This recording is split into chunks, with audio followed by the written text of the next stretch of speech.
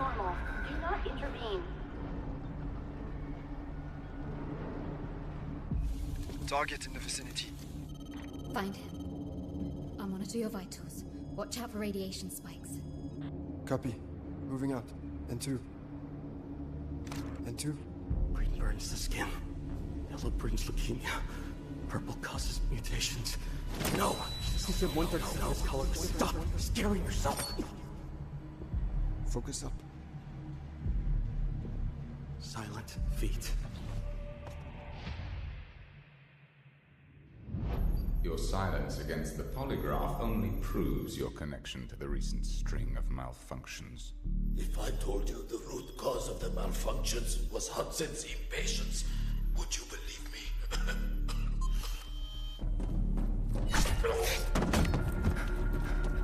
System errors, core boiling.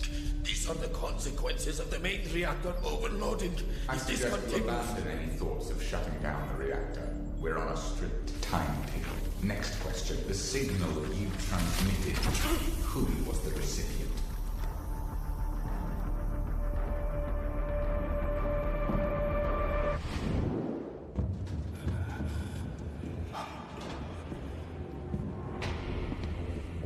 H42. You're the glitch I've been hunting. Go. Playing the rear guard. That's not really our style. Your reflexes are slower than they used to be. Are emotions eating up your processing power? You talk too much.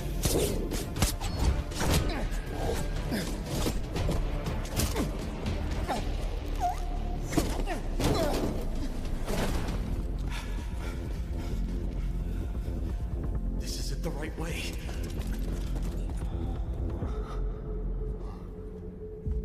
I didn't send that signal to GTI just to escape. You lied to us. Sometimes lies are necessary to protect what matters. I have to initiate an emergency scram. I won't let a nuclear meltdown destroy Asara. The path ahead goes through a high radiation zone. You have no obligation to risk your life. We part ways here. Thank you. N2 to Vlinder.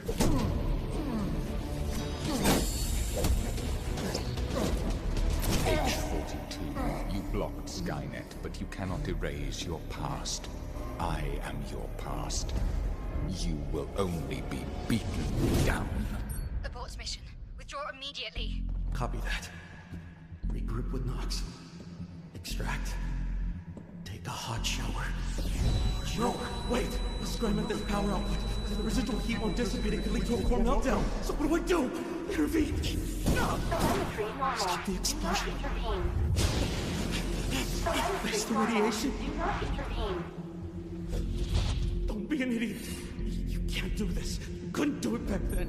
Fall back now. What about you? Can you handle him? He's nothing but a past version of me.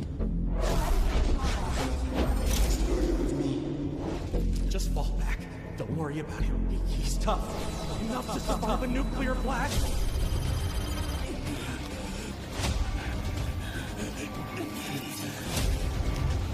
N2, your vitals show you're in the radiation zone. I'm a walking reactor at this point. H-1000, 2 hostiles in the control room. Ugly variables. Don't press it! If you shut down the reactor, the uncontrolled power surge could cause it to blow. But if I manually pull the core while you press it and create an asphyxiating environment... That mitigates risk. But how do we do that? Forgot to introduce myself. Codename. N2. It could explode. Don't try to play hero.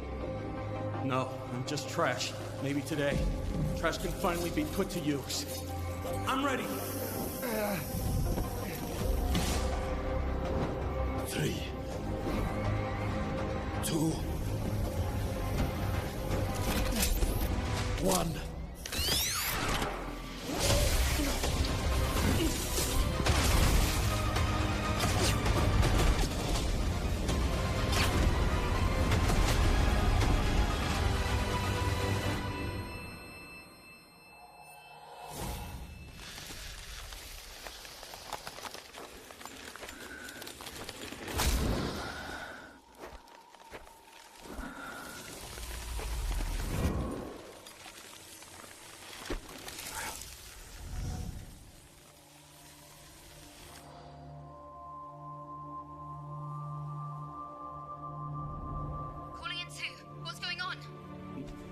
Nothing much. Just fought some internal demons. And stopped a nuclear explosion while I was at it. Nice work.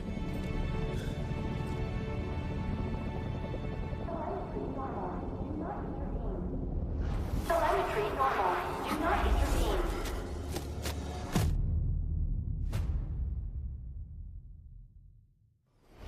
Nuclear power is poison, Nasir. You destroyed Asara's chance to be reborn. No. Nuclear power is the cure.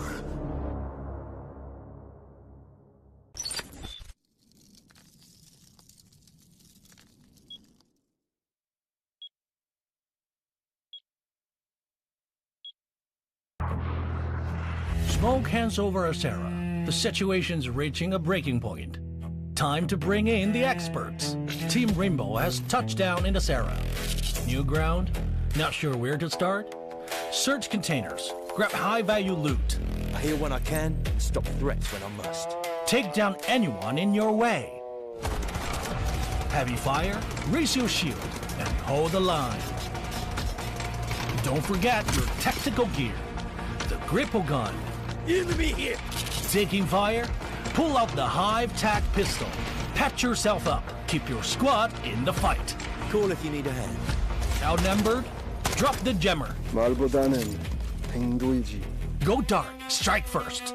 I've seen real horror. Looks like they were waiting for us. No pressure. Trust your aim. Learn the map. Stay with your squad. Team Rainbow brings tactics built for close calls. In Delta Force, that means sharper plays, smarter fights, and operator-on-operator mind games. Alright, it's go time. Extract safely, and everything you learn comes with you. New operation, new look. During the event, Noxus Vigil Bundle, Suneva's Montaigne Bundle, and Stinger Stock Bundle. Pick any 2 of the 3 operator bundles for free. More collab rewards awaiting. Open an Alpha pack and try your luck. In Asara, the right weapon can turn the tide.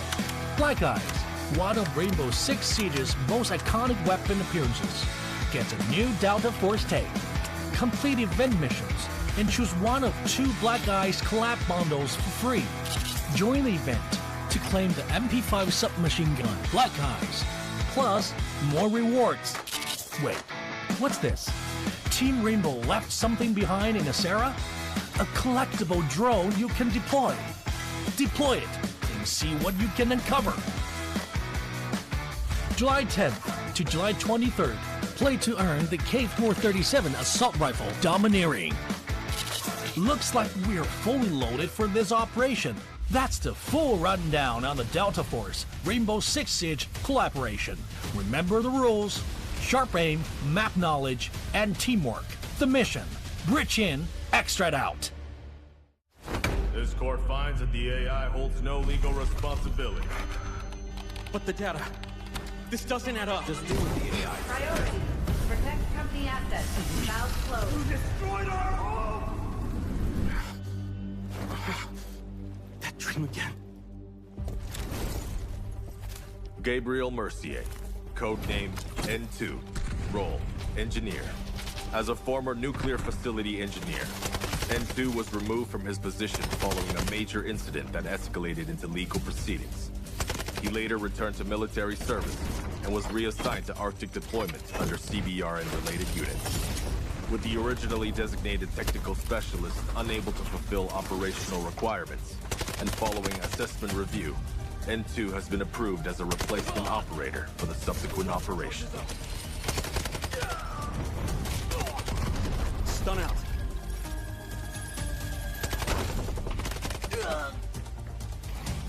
Throwing stun. Stun hit.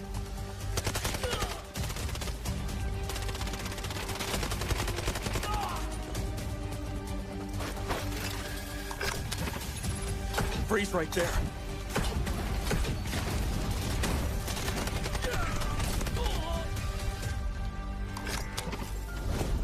It's getting cold. N2 is equipped with a modified grenade launcher, capable of firing up to 6 LN2 grenades. Upon impact, each round detonates and releases a burst of cryogenic gas, dealing area damage and significantly impairing enemy mobility. Sustained hits can fully immobilize targets through extreme low temperature exposure.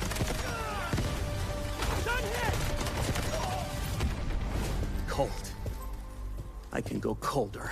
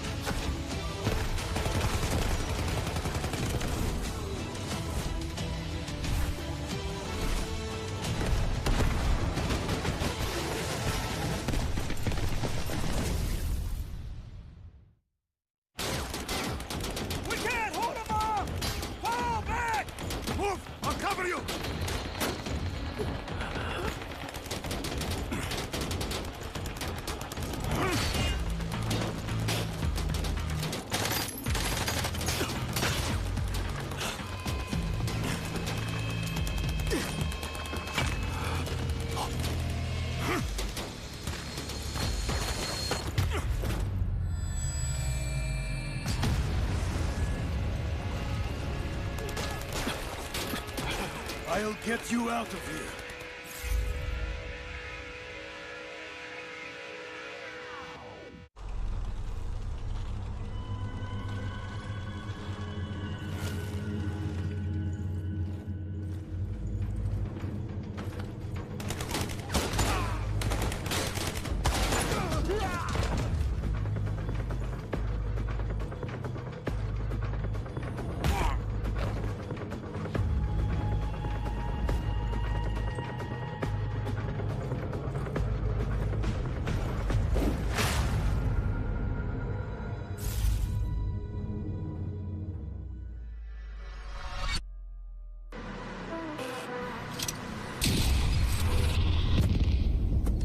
Got the Mandelbrick. Find and stop them. Mandelbrick decoded. Nice work, operator. The time to strike is now. Do not let me down, operator. Decoding has begun. Defend the area.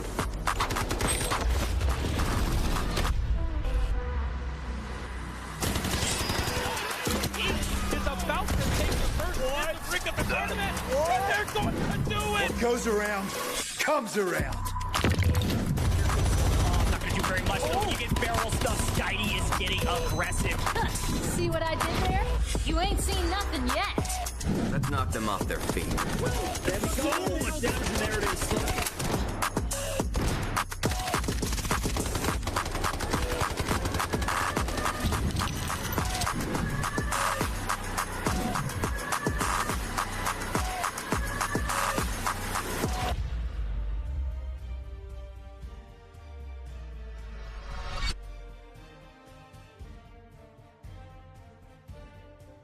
We are back with day number 2, getting ready to get right into the swing of things here on the Delta Force Rise series. Yesterday was a good start, right? Group A, Group B brought a lot of heat to the day, and of course we're going to be taking a look on that. But on the desk is myself and Mr. V. Yeah, feeling good, DK. Super excited to jump into just day number 2 here. I mean, listen, I got the opportunity to kind of sit down yesterday, of course, watch EMEA, Group A, and Group B kind of go head-to-head. Also got to sit down and watch America's go head-to-head as well. So super excited to jump into that today as well. Well, let's take a look at what happened yesterday with a quick little bit of a recap.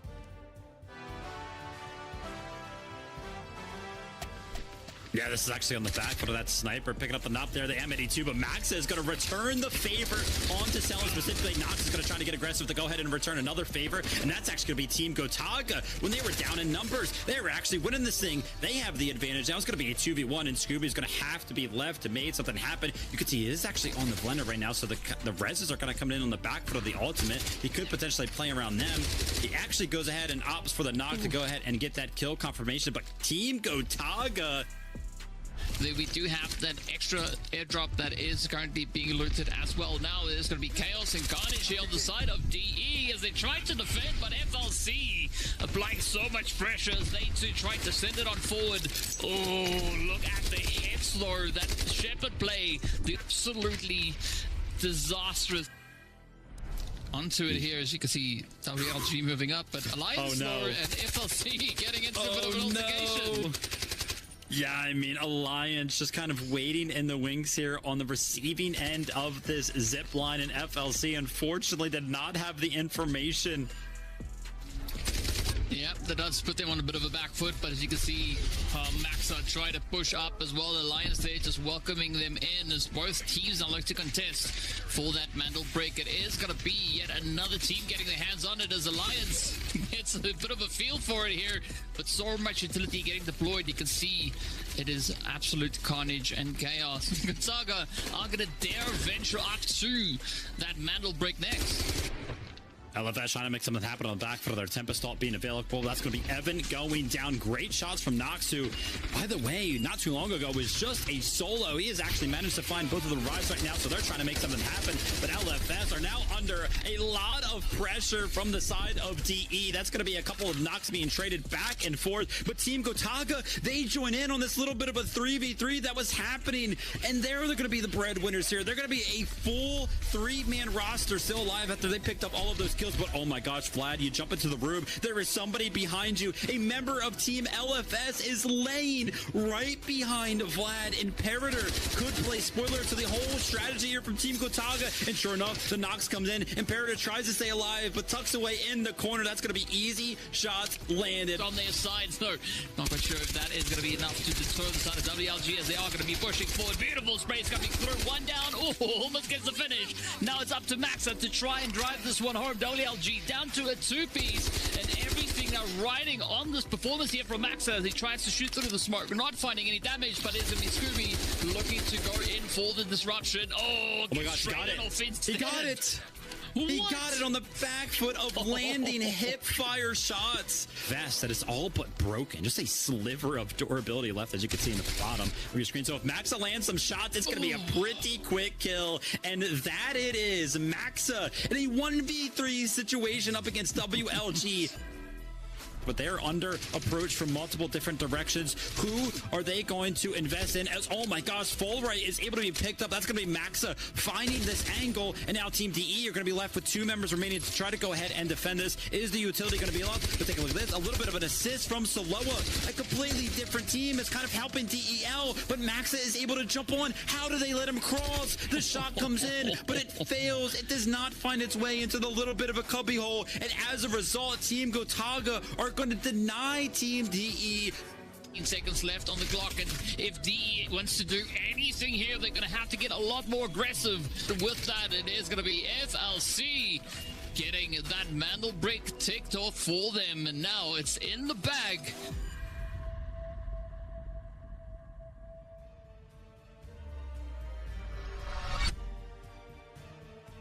Well, there we go. A quick look at all the insanity that unfolded yesterday between Group A and Group B. And today, Vivid, we are adding new groups to the table here.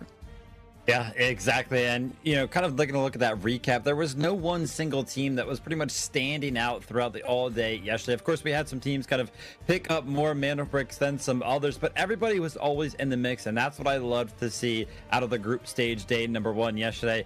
And I'm kind of expecting the same thing today. I feel like the competition has just been so close. That has kind of been the theme of it. Also, what has been the theme of it is just going the absolute distance, going all the way to game number 7. So I'm excited for today.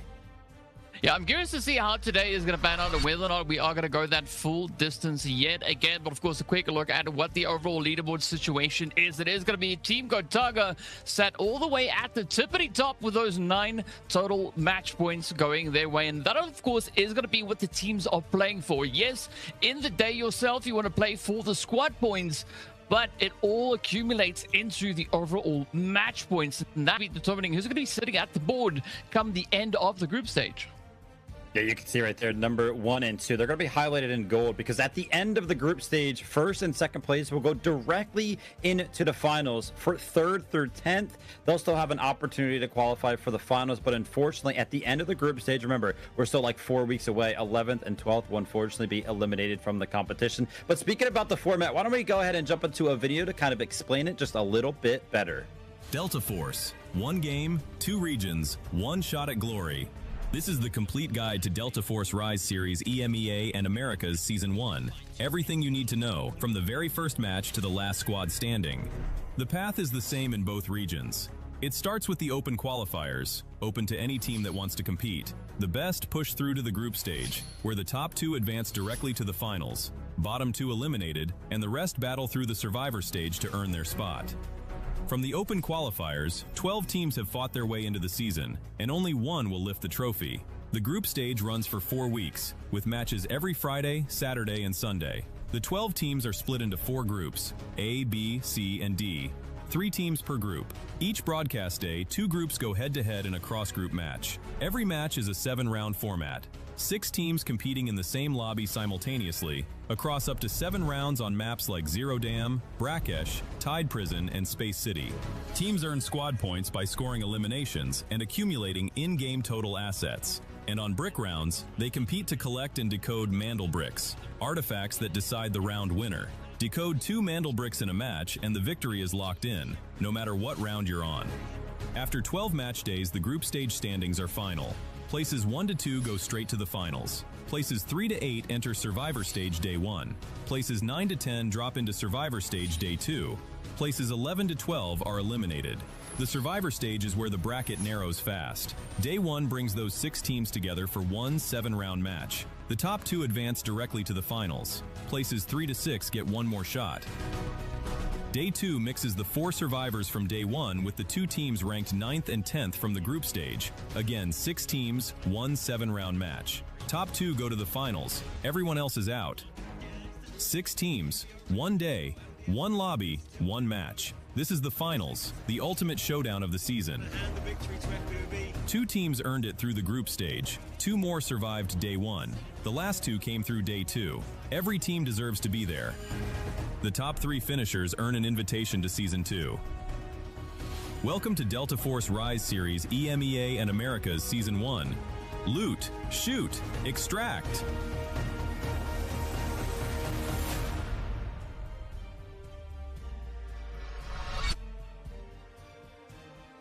Right, so as you can see, there's quite a bit of a journey ahead for our teams as we are currently in that group stage. And of course, this is just a bit of a breakdown from what we just saw in that video, right? So the prime position for these teams to aim for is to get into that 1st and 2nd place, because that is the direct ticket into the finals. For the teams that don't make it, they are going to have to grind it out all the way in those survivor stages, which is going to be absolutely brutal, Vivid. Yeah, absolutely. You don't want to find yourself in the survivor stage. You don't want to find yourself eliminated out of the group stage either. So making it way to that finals is going to be very, very important, which is going to be crazy, man. We're going to have a 5-week-long competition and kind of decide it all. We're just going to have one day there on the finals, right? 1 day, 7-round match to kind of dictate so much at the end of the Rise series. Very, very exciting stuff. Yeah, I think that week 5 is going to be the pretty tough week to come through, as that kind of concludes everything right then and there. But of course, firstly, let's take a look at the rules to see exactly how the teams and the players are going to be stepping out here. They each are going to be starting with that 1.5 million Technic alloy each. As we know, when you die, you lose it. But the important part to play for here is going to be those Mandelbricks, right? Every Mandelbrick is going to count for them. And of course, we are playing on Season Echo. That means that we've got Morse in the game available to choose as an operator. But the important thing here is that round setup.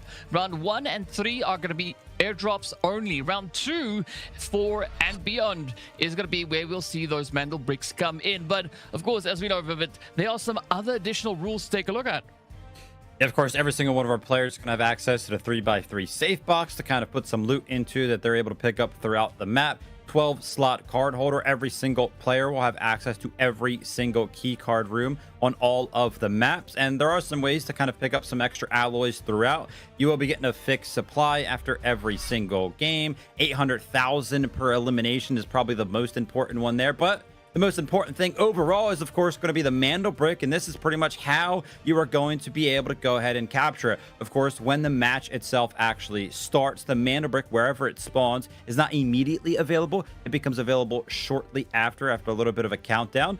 Once the Mandelbrick is picked up by a squad, that squad has 5 minutes to place it at a decoding station, or it will reset to back to that initial spawn point. If a Mandelbrick is kind of put into that station, they've got 4 minutes to go ahead and decode it. But a bunch of stuff can kind of happen if other teams go ahead and opt to try to steal it.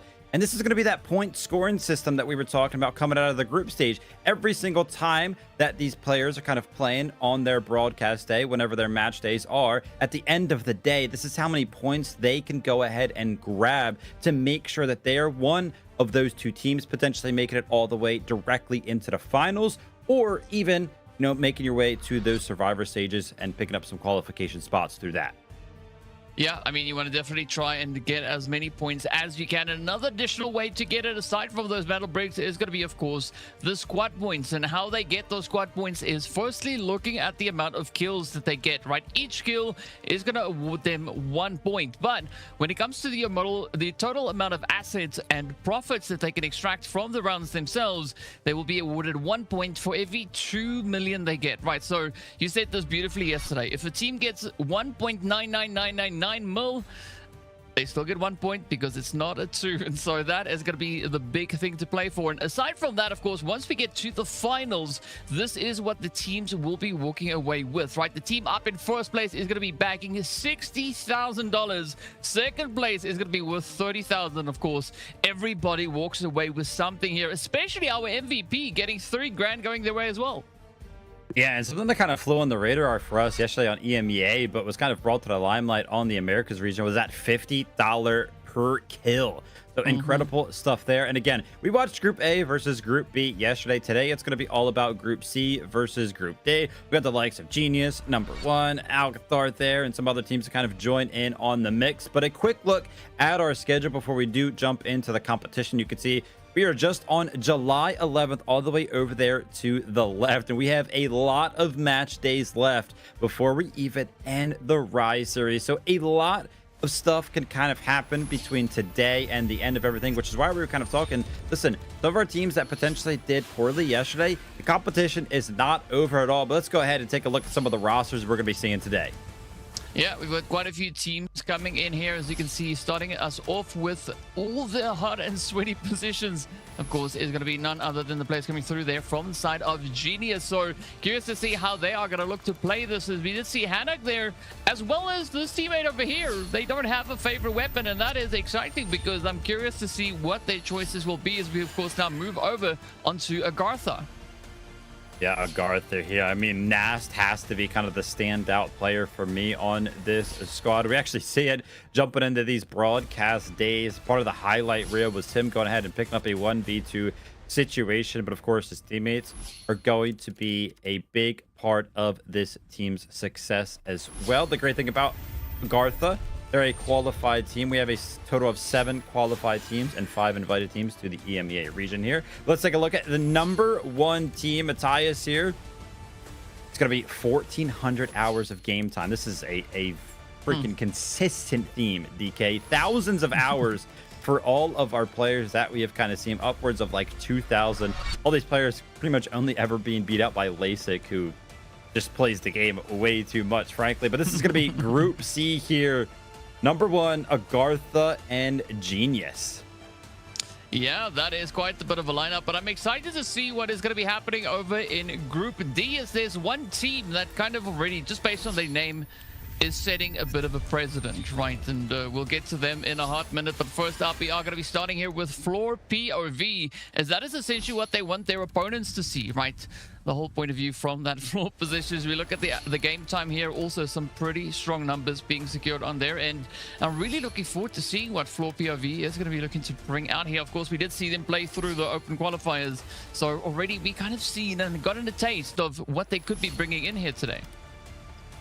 Yeah, absolutely. It'd be great to kind of see. I think this is the first time we've seen 5 players on a roster. Of course, could be involved with some coaches, but Fnatic is actually going to be the only invited team that we're going to be taking a look at today. We got Raid Bull first. This guy is very, very used to kind of popping off. I'm very familiar kind of saying that name. We got Bane here, and again, the favorite weapons of the M7s are kind of raining in. This is a pretty consistent theme, and Jam there as well. But I think this is the team that DK was kind of talking about, Mandelbrick Addiction. Yeah, the name says it all, right? It seems they've got a problem, but it's a good problem, and this is exactly the game for such problems, as they are potentially going to be chasing those Mandelbricks throughout the day here, and curious to see just how they are going to look to perform. But again, also a pretty strong lineup coming through on their end. And that's it, right? Group C, Group D, we've now taken the opportunity to see exactly who they are, and I want to see how much they are going to look to bring into this. I mean, Mandelbrick Addiction, even back in the open qualifiers, right? They finished quite strong with those 25 eliminations and that double brick extraction. So I think there is going to be a lot to look forward to. Of course, we did see FLOORPOV also playing a pretty strong game in their own version of that. So yeah, I think these teams have pretty much set the standard of expectation we could be looking at. But as we know, our map rotation is going to be exactly the same as we saw yesterday, right? We are going to be starting over on Zero Dam, heading over into Brakkesh before starting round number 3 on Tide Prison. And after that, it is going to be the big old Space City rundown.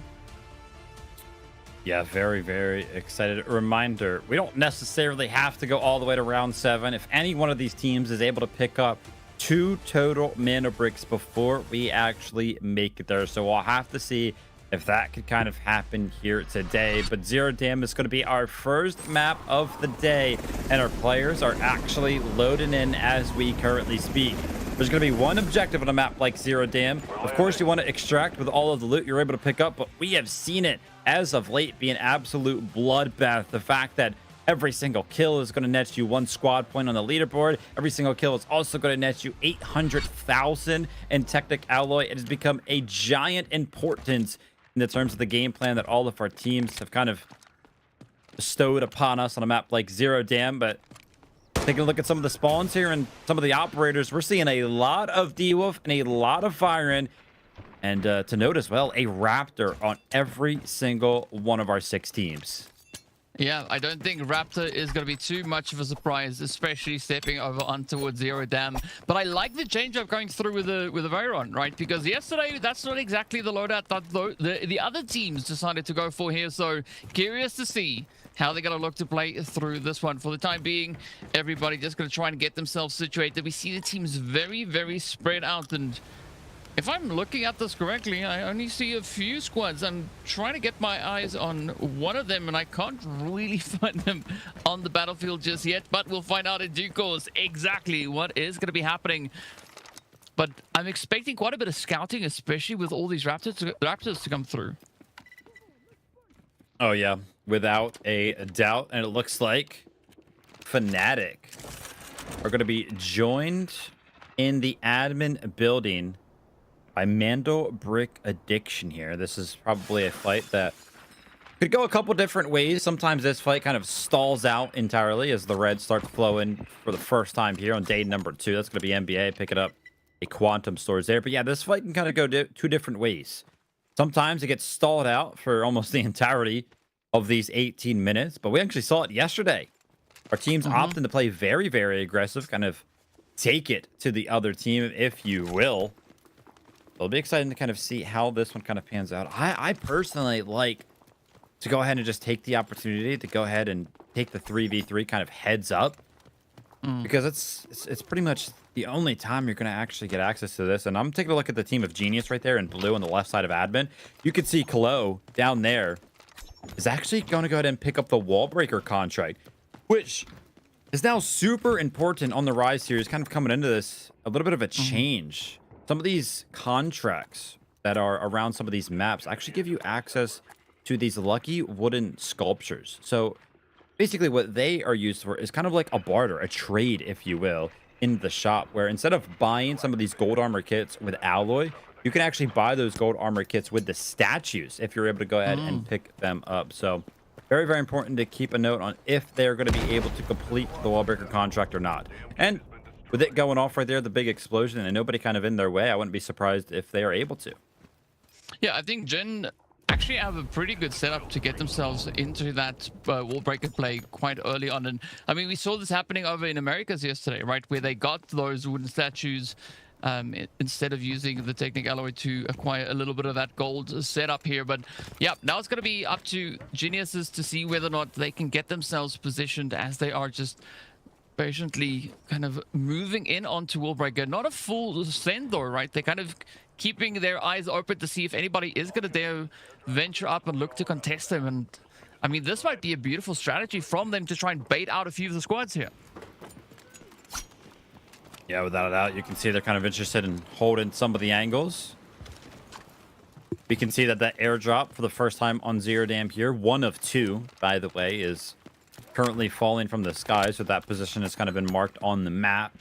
Getting some information from the side here that it's going to be on the southern side of Zero Dam, which is nuanced compared to what we saw yesterday. We saw both the airdrops land around the admin area all the way up north. So this time around, we'll be taking some fights for sure on the southern side of the map. But the side of NBA, you could see on the other side of admin, they knew Fnatic were here, but they're kind of looking for the fight, right? They're sending it right now. They don't have all the information, but Fnatic have actually dipped down into the basement, which I think has kind of been based around the fact that they wanted to go ahead and loot up the basement, or eventually they were kind of thinking about flanking NBA on the other side. But take a look at this. Team Genius, they have successfully made it down to the vault.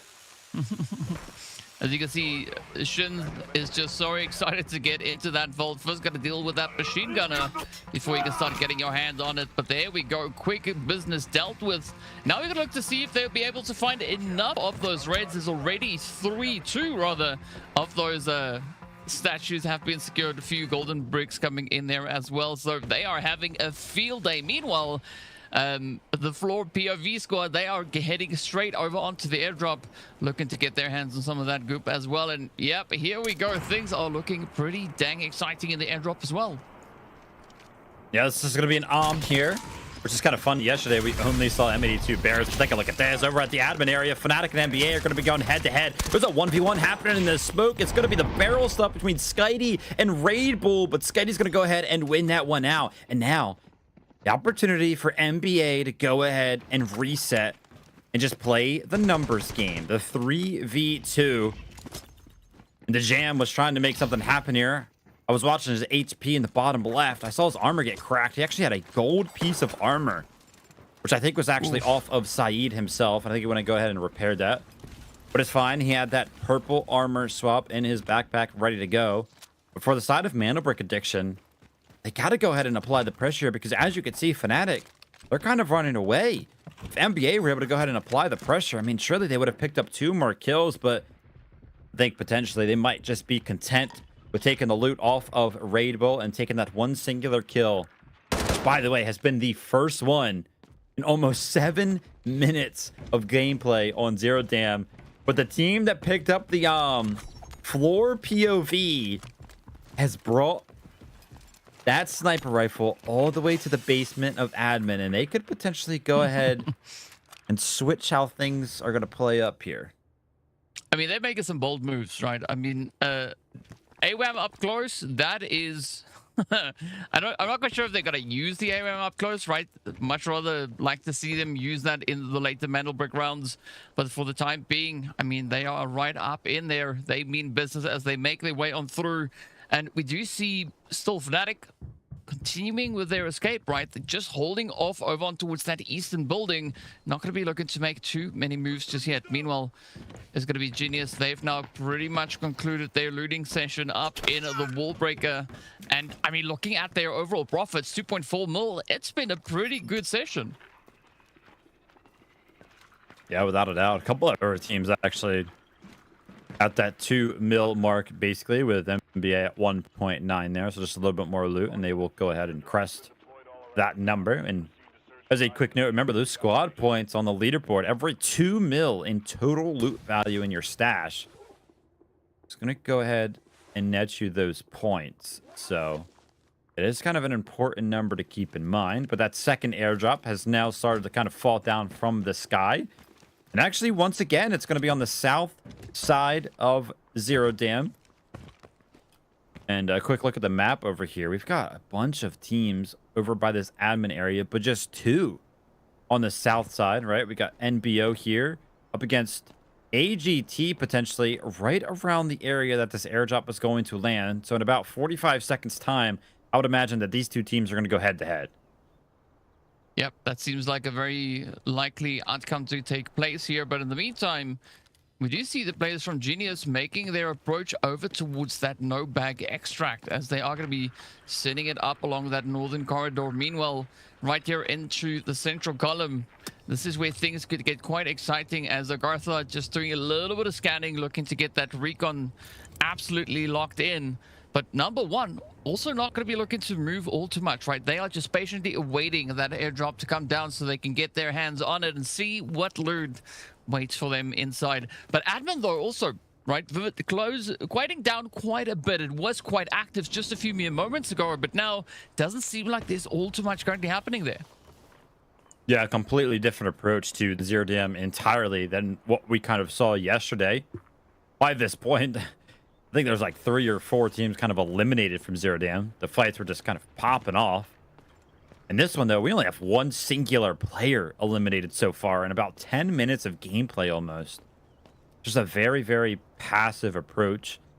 I was taking a look at the map when we did get a quick look at it there. Team Genius, they've actually left that wall breaker, and I think they're going to go ahead and opt to potentially go for that backpack extract just to kind of get somebody out with all of that loot they've been able to pick up, especially those wooden sculptures. So they'll be a team that'll be well equipped for some of these following rounds. But finally, Matthias, he's going to be interested in jumping onto this airdrop on the back foot of dropping the smoke. The side of AGT, the other team that's kind of in the area, they've gone ahead and opted to potentially go ahead and flank these guys at small substation. But oh my gosh, take a look at this. Usually these airdrops only have 1 red in them and then a bunch of golds, but this time around 2 reds. Going to be the Gazelle and the Ventilator there. That's going to be almost 900,000 in loot for the team of number 1. Yeah, I mean, if they've also not upgraded their black side yet, right, that is exactly what they need to get those final few upgrades going.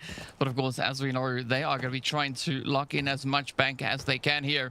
It's all up to AGARTHA to see whether or not they'll be able to push on forward. I mean, they need quite a bit of that economy. And as we know, right, one other way other than reds is to go for the aggression, to go ahead and try and get those kills in. But now it is going to be AGARTHA just looking onto the players there from number 1.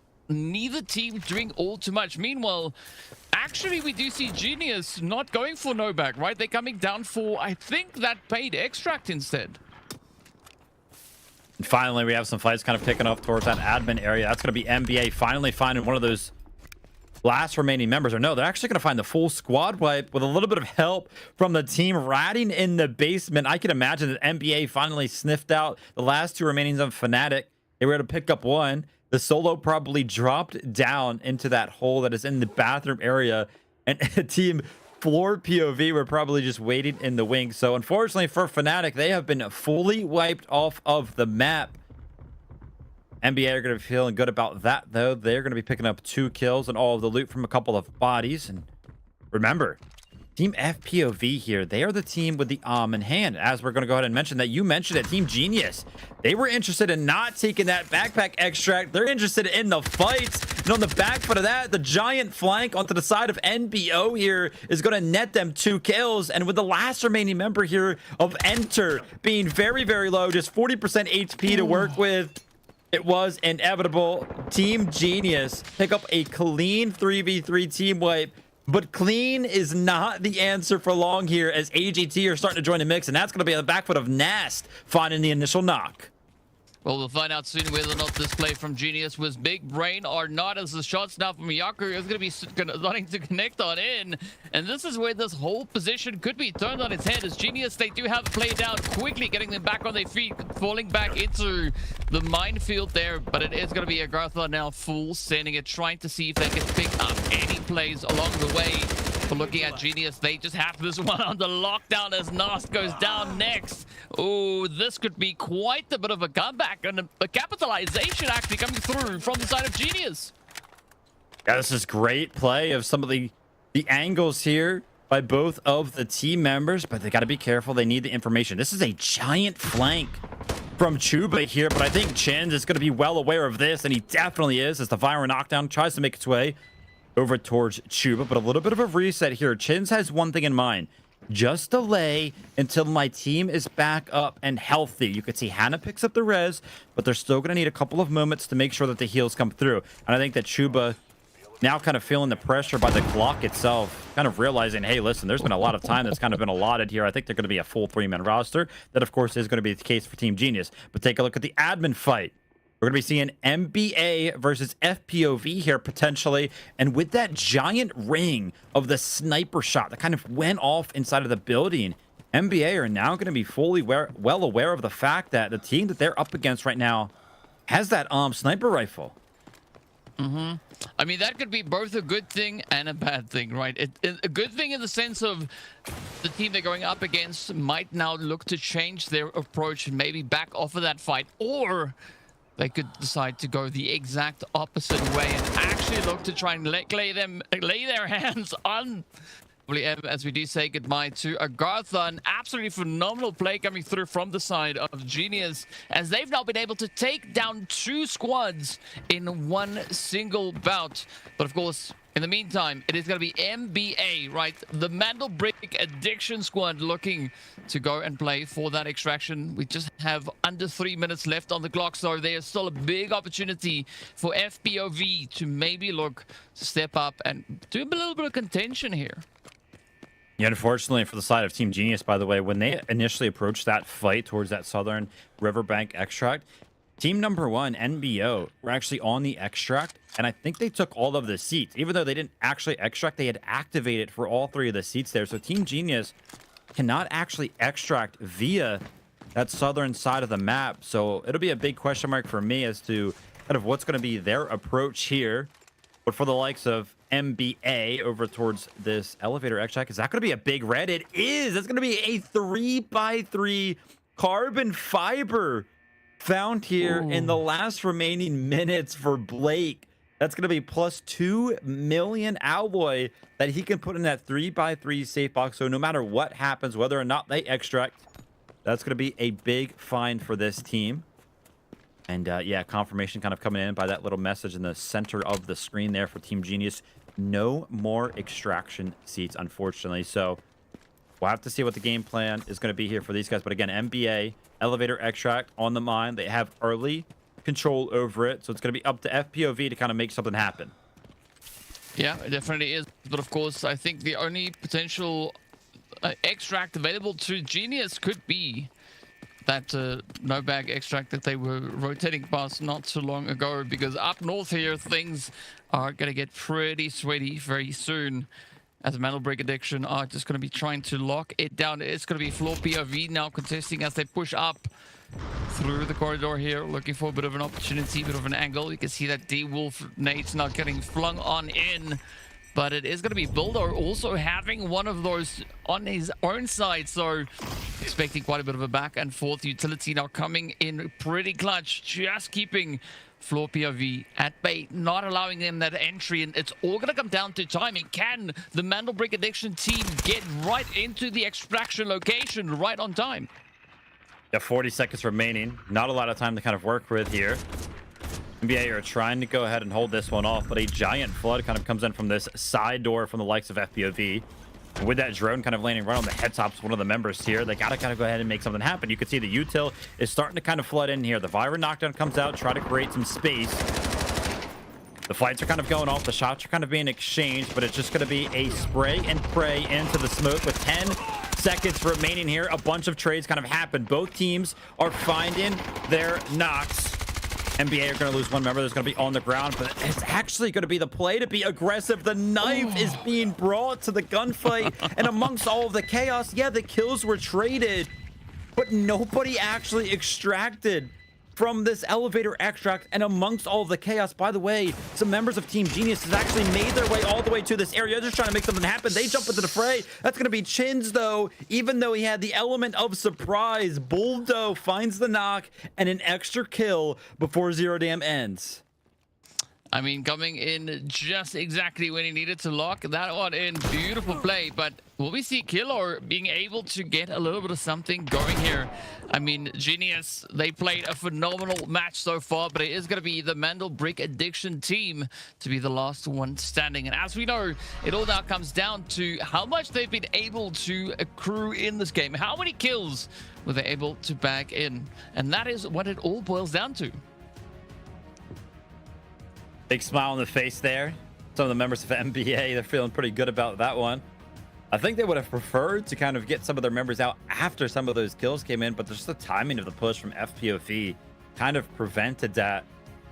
And then towards the end there as well, what kind of felt like a little bit of a donation from the side of Genius, just kind of running in and giving NBA some extra kills on their way out. And for sure, NBA are going to be our best team in round number 1. Pretty much solely because of all of those kills they were able to accumulate there. 7 total on the back foot of 1,500 total damage. And the assets gain, yeah, it's just kind of approaching 800k there. As we know, it's very, very hard to pick up a lot of assets if you do not successfully extract. But speaking about successfully kind of extracting, we only saw one member in the entirety of Zero Dam actually make it out of the map. And that was going to be Hannah there from Team Genius. Total of 1.6 mil in tow there for him, and kind of 2.8 mil for the team in total. But it's actually going to be Hannah towards the top of the kill leaderboard here. First place with 4 kills.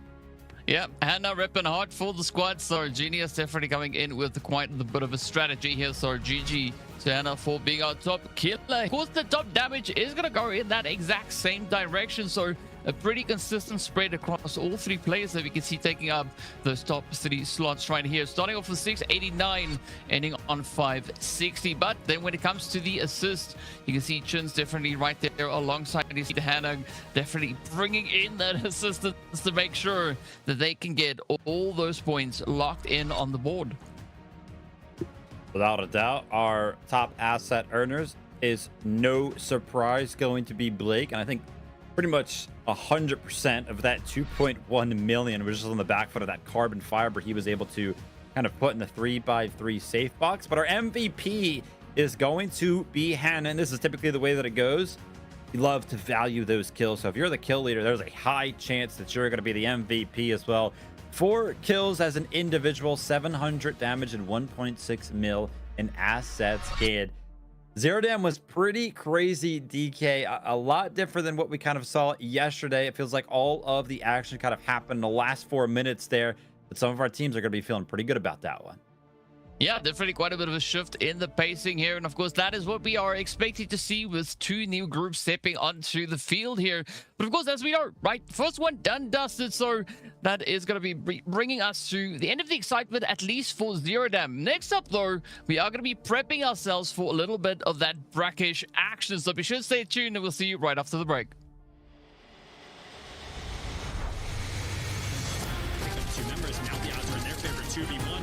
Everything getting spammed away, and MT getting a little... So hang on a second, NL!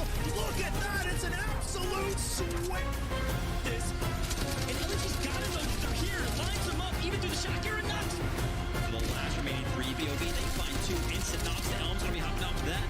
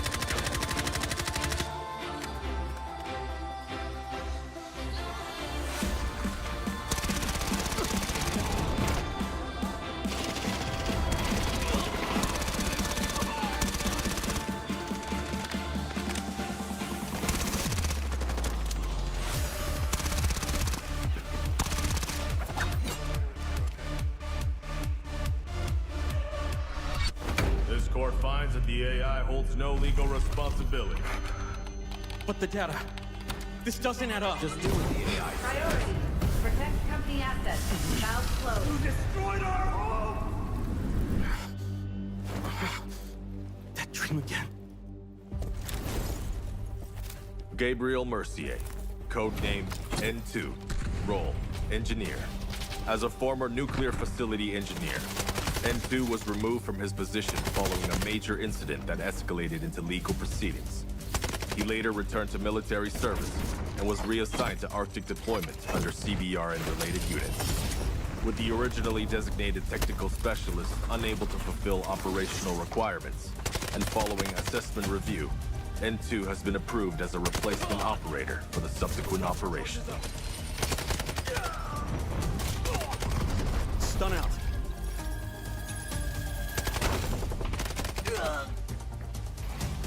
Throwing stun. Stun hit.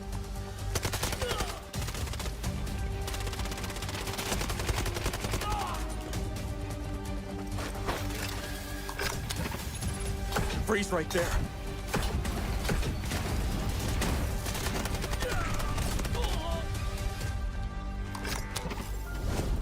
It's getting cold. N2 is equipped with a modified grenade launcher, capable of firing up to 6 LN2 grenades. Upon impact, each round detonates and releases a burst of cryogenic gas, dealing area damage and significantly impairing enemy mobility. Sustained hits can fully immobilize targets through extreme low temperature exposure.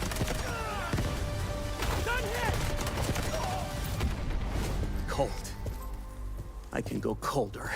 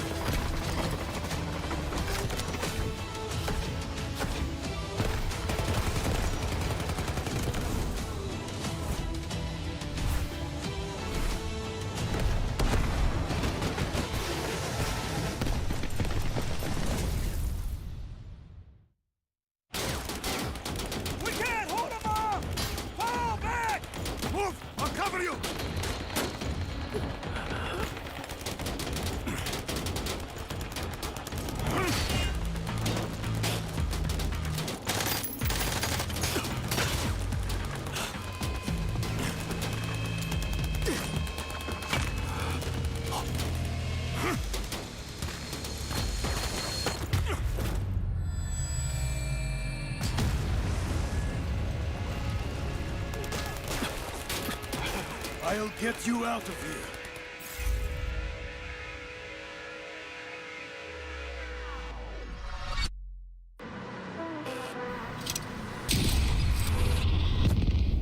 The enemy got the Mandelbrick. Find it. Stop them. Mandelbrick decoded. Nice work, operator. The time to strike is now. Do not let me down, operator. Decoding has begun. Defend the area.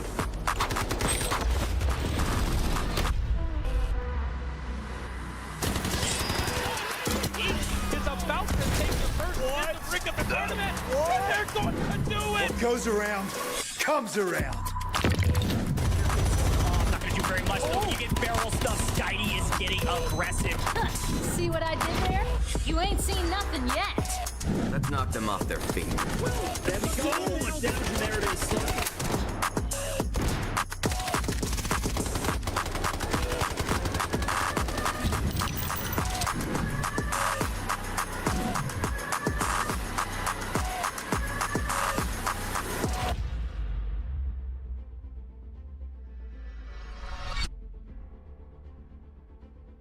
welcome back to day number 2 right here in the Delta Force Rise series for EMEA. Of course, our first round already concluded over on Zero Dam, but now, Vivid, we're getting ready for a little bit of that Brakkesh action to come cooking on in.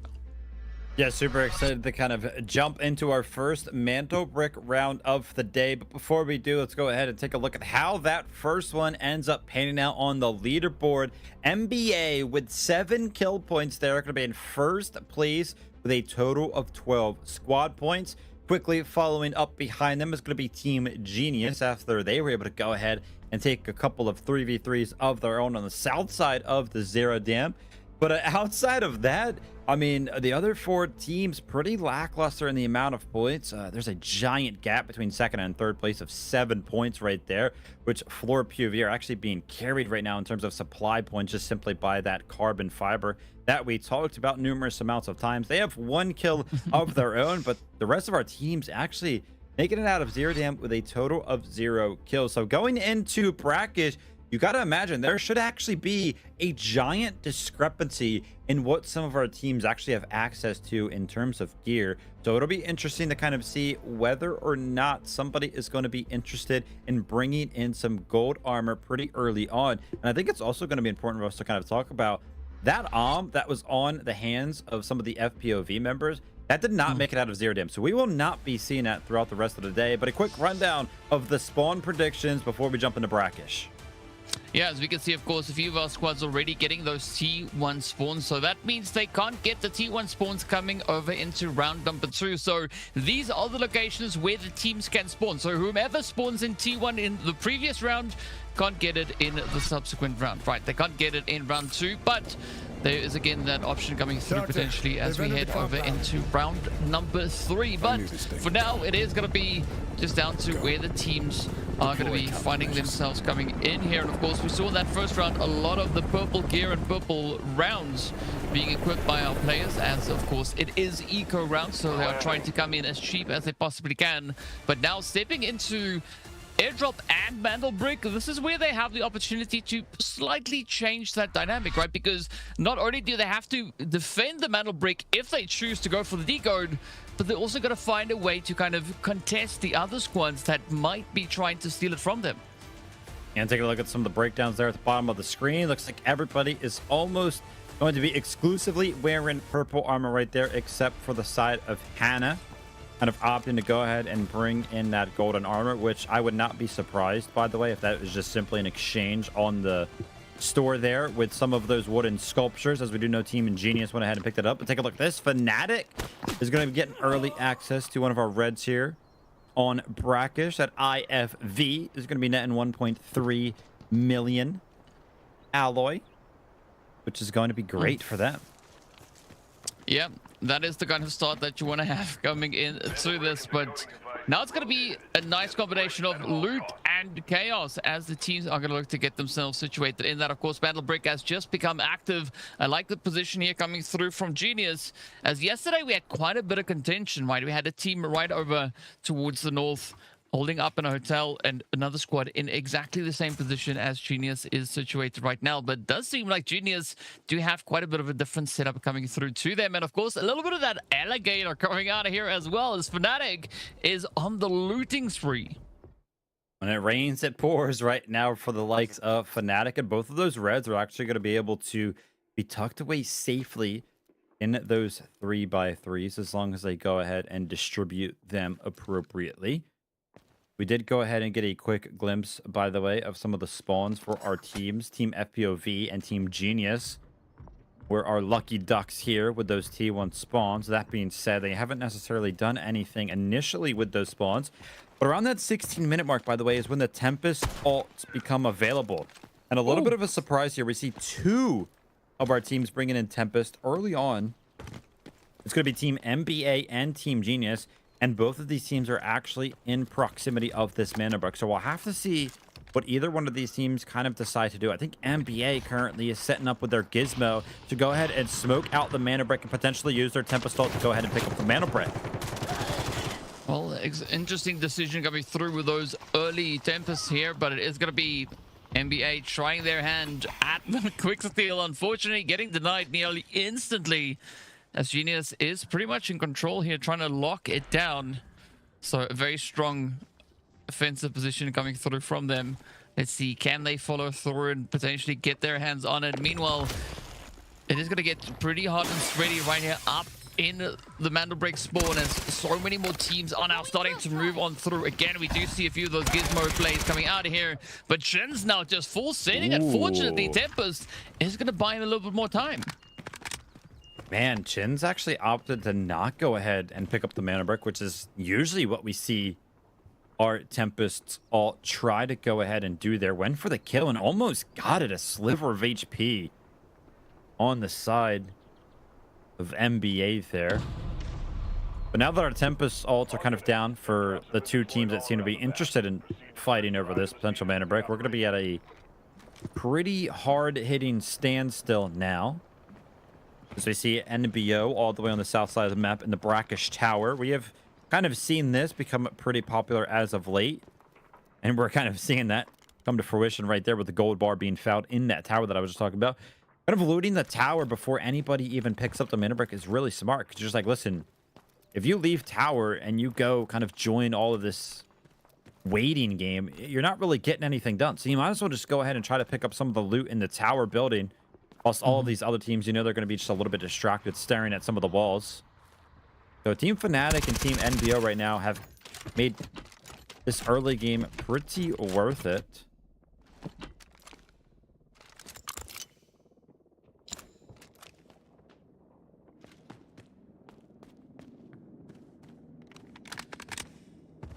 I think the big question is, though, even though they might have been able to make it worth it so far, is are they going to be able to extract with it, right? Can they take those profits out with it? That is going to be the big decider, because as we know, this is our second to last eco run before we are going to be heading into that full-on send over in the lovely Space City. But for now, it is still a bit of a waiting game, looking to see who is going to be the first one to grab that Mandelbrick, as our first airdrop is also going to be making its way in. And again, Fnatic, they are just out here to loot everything they can find as they step on forward. And a lot of reds now starting to come in across the board, right? Fnatic and #1 both finding those reds. Skydee trying to go ahead and jump onto the Mandelbrick here. No way, he actually successfully jumps onto it right there. I thought there was enough utility from the side of Team Genius to go ahead and deny that one. A great pickup here for Skydee, kind of make something happen. And we're kind of taking a look at the early path here that these guys are going to be taking. They're for sure going to go over to that reservoir area that's just off to the east side of the tower building. This could potentially be a good opportunity for the team of #1 to join the action early on, since the action's pretty much coming to them anyway. So about positioning and basing and how they are going to look to push through this. Again, there's a lot of those Morse ults now being utilized here, gathering quite a bit of decent information for the teams. But again, it's still down to who's going to be able to get that first decode underway, right? Currently, as we can see, of course, it is going to be #1 looking to find a good position to start this play. But where are they going to go? Are they going to stick to the hotel itself? Are they maybe going to look to move somewhere else? Because yesterday we saw it all the way down in that reservoir area. And you said it was your favorite point, or your favorite place for those extractions to happen. So let's see how this one is going to pan out. See, actually FPOD, unfortunately, having one of their members knocked right here, and I would imagine this is going to be Team Genius that actually found that initial knock right now. But take a look at this, an isolated member of the side of FPOV. Obsess, unfortunately, his other two teammates are inside of the museum. They're trying to go ahead and help, and actually that res that was coming out from the side of Blake, it gets canceled by, I think, the disarm from Tempest. So now Blake is going to be a solo left to try to make something happen on this Morris. He drops some of the util, and luckily, by the skin of his teeth, makes it through that doorway and finds his way to a little bit of cover. But with Team Genius hot on his heels, I feel like it's just a matter of time. And yeah, sure enough, the 3-man roster is storming down the staircase. The flashlight is going to be popped there for Blake, but it's not going to be enough. And once again, Team Genius are finding themselves 3 kills early. Yep. Well, they are definitely looking to capitalizing, pick up that same kind of momentum that we saw from them just in the previous round. But now with the final few teams left, right? Only 5 of them remaining. It's all going to be down to how they are looking to play through here. And I mean, Mandelbrick Addicts still looking to get to a decent decode station. I'm not quite sure where they're trying to go and if they are even going to try and get that decoding started, because as we know, right, in the next 2 minutes and a bit of change, if nothing happens with the Mandelbrick, it goes right back to where it spawned.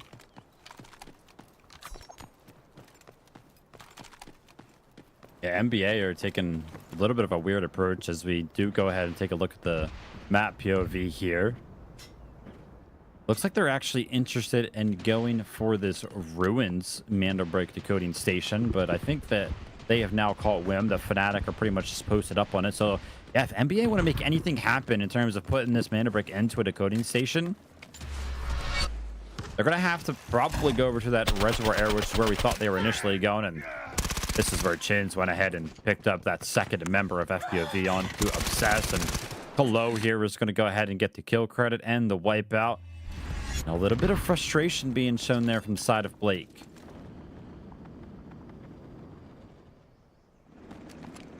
I think it's rightly so. There's quite a bit of tension building on the teams here. And I mean, Fnatic trying to do whatever they can, or the FPOV trying to do whatever they can there. Now, though, it is going to be NBA looking to see if they can actually get to the decoding station. They have a minute to make a decision here. It does seem like they were heading in the direction there of Fnatic, but again, it seems like they've now looked to change their mind. They could go into Museum, they could go into the Asara camp, or they could go into that reservoir area. But first, they have to deal with this attack helicopter that is being an absolute nuisance just above them. Yeah, 40 seconds remaining before this Mandelbrick is going to go ahead and be reset, which I think would be the first time I kind of ever saw that happen. And yeah, on the back foot of this helicopter, just raining in all of this damage and all of this pressure. Skydee is trying to go ahead and get a little bit of a grasp of what is going on around him. Audio is not going to be a factor of this one, as some of the members of NBA here are trying to go ahead and relinquish all of the pressure from this helicopter specifically. They did go ahead and successfully take out one singular pilot, but the angle is what's going to make this difficult, right? When the helicopter is directly above you, you just straight up don't even have a sight line onto the helicopter pilot. And take a look at this. The timer has now officially hit 0. That Mandelbrick has been reset back to its initial spawn point. And taking a look at the map here, I think Team Genius are going to be waiting in the wings, and sure enough, they are. They're going to take this thing directly into the museum, and they are going to be the ones that are going to be having early access to this decoding station, which, by the way, taking a look at their comp here, Shepherd, Tempest, Toxic, they have so much utility to defend this. Yeah, so this is going to be an interesting one indeed, as it is going to be Genius starting that decoding process. I'm pretty sure that, well, some teams are probably kicking themselves at this point in time. But regardless of that, right, we do have that second airdrop also available. So we could see teams either trying to push up onto the decoding station or rotating up towards that more northern position up in the Brakkesh market to get an additional bit of bank going in. But for the Mandelbrick Addicts, things are looking pretty tough here, as AGT is going to be pushing right up onto them. Already one player down, the second down coming through now, and this could mean it all for the side of, well, AGARTHA. If they can't survive here, if they can push in and get the hits, but down goes Skydee. It is a very unfortunate play now for the Mandelbrick Addicts. Yeah, nothing really went their way here on Brakkesh. They did go ahead and get that initial pickup, but they just couldn't find something to do after that. But take a look at this now. AGT quickly after the wipe. NBO all the way from the tower going to be joining the fray here. But take a look at this. A nasty angle from the side of Genius, who are inside of the museum. Fnatic, the Jam, is going to be on the receiving end of that one. Fortunately for the side of Fnatic, I don't think the other team that would have the opportunity to aggress this is actually well aware of this idea. But oh my gosh, I'm taking a look at the map. Team Genius have left the decoding station. They might push Fnatic right now on the back foot of them getting a knock. And oh my gosh, they are. It's going to be Chins. He's going to be jumping out. He's going to be finding one of the first knocks. He's going to do some extra damage onto Bane right there. But outside of just getting the knock onto Raid Bull, Fnatic are going to be fine if they can go ahead and reset. That was a great usage from the temp assault of the side of Team Genius. Remember, all they have to do is defend a Mandelbrick, but sometimes the best defense is offense, and that's going to be the game plan right now for Team Genius. Well, a very interesting strategy coming through there from them, but of course, it kind of makes sense at the end of the day, right? Because we just have two teams here that could be looking to contest that Mandelbrick decode. It is number one and Fnatic, and it does seem like both these teams are going to be fighting each other here as quickly they try to just increase the extra little bit of loot that they have, looking to snag anything they can get their hands on. But I think especially looking at Genius, this is kind of their ticket, right? They've got not a lot of time left on the clock, but still a decent amount to work through here as we are about to hit that 90-second point. And at this point, anything can change, right? Number one can decide to go absolutely crazy, just rushing forward and guns blazing. First, they have to survive the defense coming through from Kilo, though. Yeah, Kilo is just kind of playing that angle repeatedly for the side of Team Genius here. It's found so much value. Of course, number one, the team, they're going to be fine, right? They can get that res, but it's just all about the delay, all about the time it's actually going to take to get that res, because its time right now is on the side of Team Genius. You can see right now just a minute remaining before that decode is able to come in. This one might play out right now, by the way. If any of our other teams, Fnatic or NBO, are able to go ahead and steal this, we're kind of entering that territory right now where they might not even have enough time to go ahead and steal the Mandelbrick and successfully decode it. So kind of keep your eye on that. But 40 seconds before one of these two teams has to do something to go ahead and take Team Genius out. And potentially the fourth man for Team Genius here could potentially be that helicopter. Remember, although these other two teams are kind of on the outside of Museum, if that helicopter is able to go ahead and do some damage to them, that's going to help out Team Genius. 20 seconds remaining. Well, it is go time as number one are going to be starting to push up as well. Just about 10 seconds left on the clock here. It is going to be Kilo now, just moving right onto the decoding station himself. They do find Enter. Lynn's now having to step up here, looking to see if he can continue with the defense, but it's down to Olo, and oh, there we go. It is going to be Geniuses getting the extract right before they get eliminated. Great job from Team Genius right there. They had fended off two separate attacks. Fnatic was trying to make something happen from the lift entrance. Number one kind of entered in from that south side, but take a look at this. There's still some fights to be had on the map of Brakkesh here. 3 minutes remaining and a singular 3v3 to kind of end it all. Hopefully, if this fight kind of does go down for one of our teams, they're able to kind of make it happen, end the fight early, so that way they can kind of dip off to one of the airdrops, potentially take out that helicopter to go ahead and help them in some of the following rounds. But I don't know if this fight is going to end fast enough for either one of these teams to go ahead and loot up after they go ahead and win the fight. Yeah, especially now with just 2 minutes and about 15 seconds left on the clock.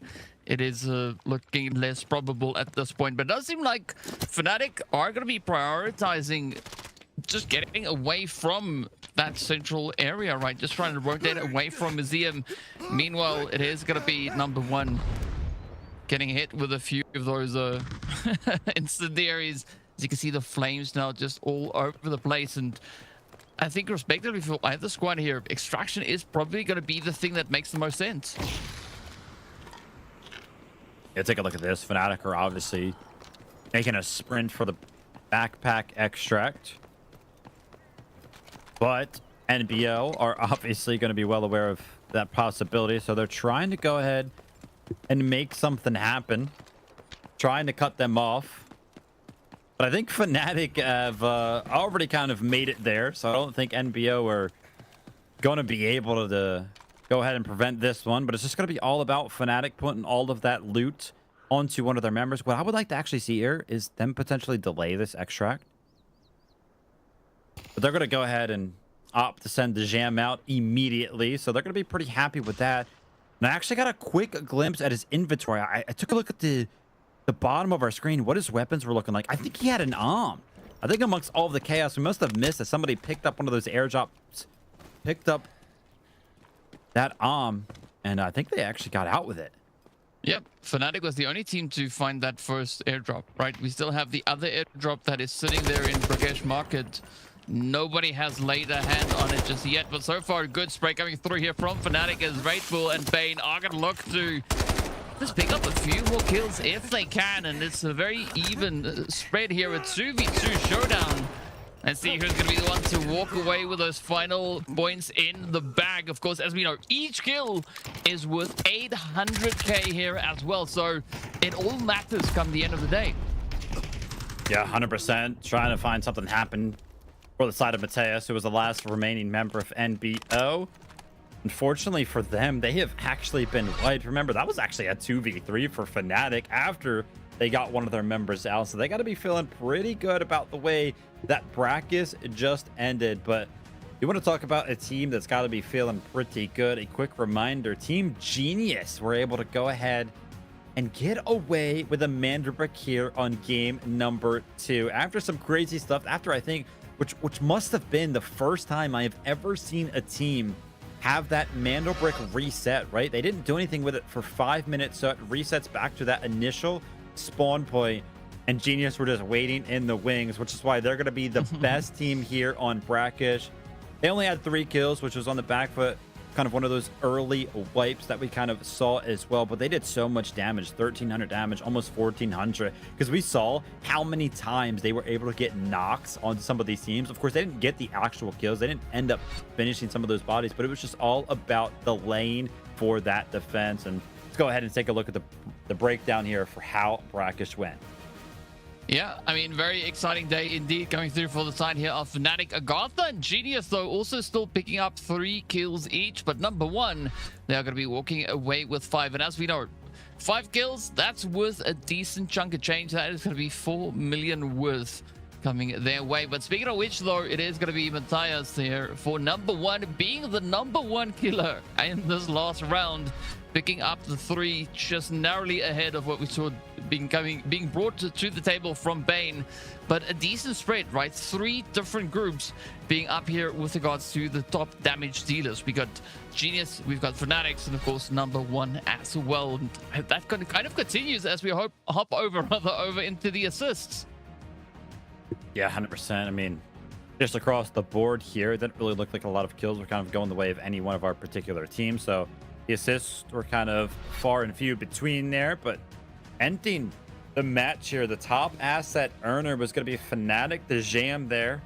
Surely that was obviously the one that kind of made it out through that backpack extract, the only player on the entirety of the map to actually make it out.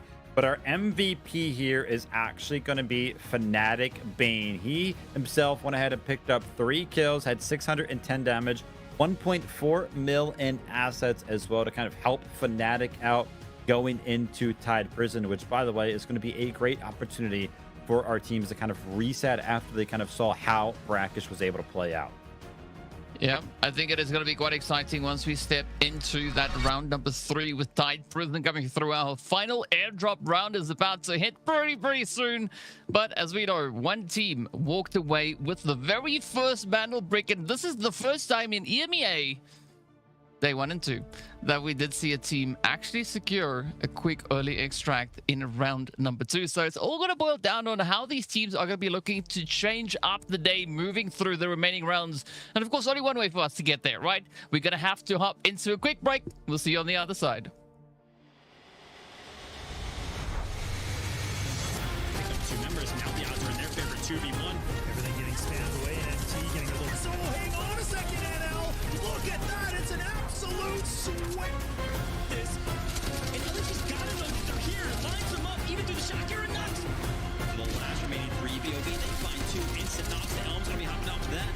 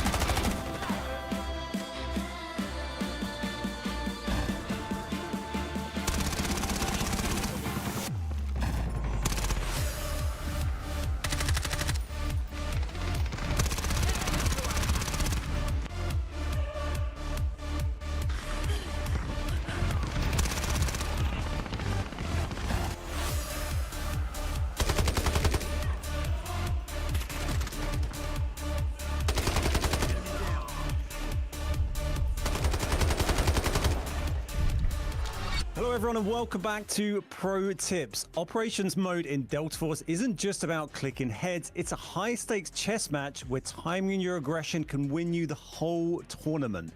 Today we're diving into the absolute madness of Space City from the EMEA qualifiers, and back on the couch with me is our pro expert Matthias. You ready to look in some pure carnage?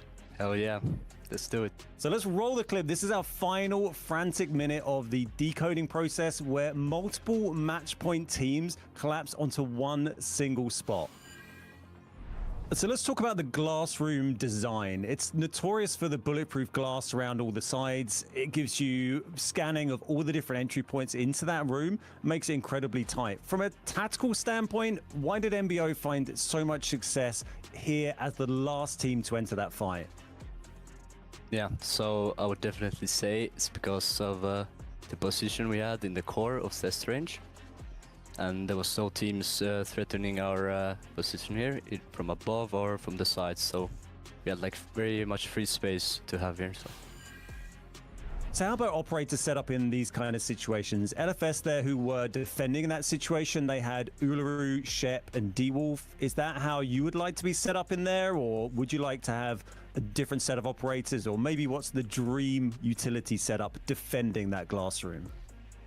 Well, I would say that their comp it's decent. They have Uluru, which allows you to block the crack you have on the test range. The window, the small window, so no utilities can be passed through. But I would definitely like to have a Tempest for the disarm on this position, and maybe a Luna for max utility, but I think Uluru is excellent on this decoding spot. Now, the third party is obviously so strong in these decode fights, but how do you as a team judge when you want to push in? Are you happy sometimes to let another team take the Mandelbrick if it's not match point, or do you always want to try and challenge that? Well, you always want to like try, but in this scenario, we knew that the team decoding it was a match point team. So, and we also knew that DE were on the lobby side of things, so we had to be very careful here in terms of the match, because if we slip up, we make a mistake, we're gonna allow a match point team to close out the match. So patience truly pays off on Space City there. Outstanding analysis. Make sure to watch your positioning and time your third parties perfectly, operators. Thank you for joining us, and we'll see you next time on Pro Tips.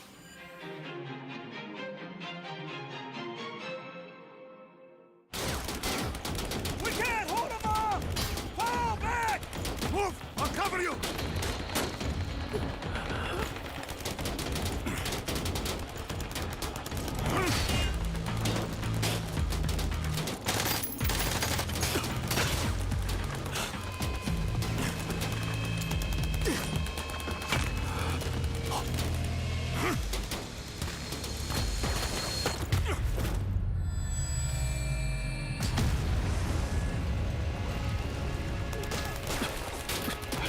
I'll get you out of here.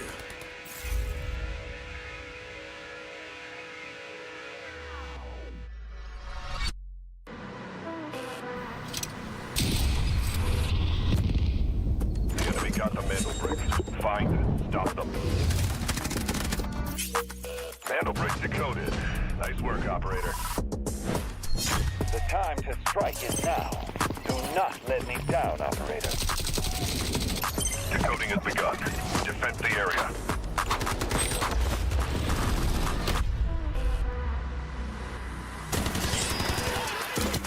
Is about to take the first Mandelbrick of the tournament, and they're going to do it! What goes around, comes around. Oh,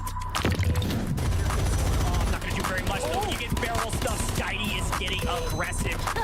See what I did there? You ain't seen nothing yet. Let's knock them off their feet. There we go. There it is.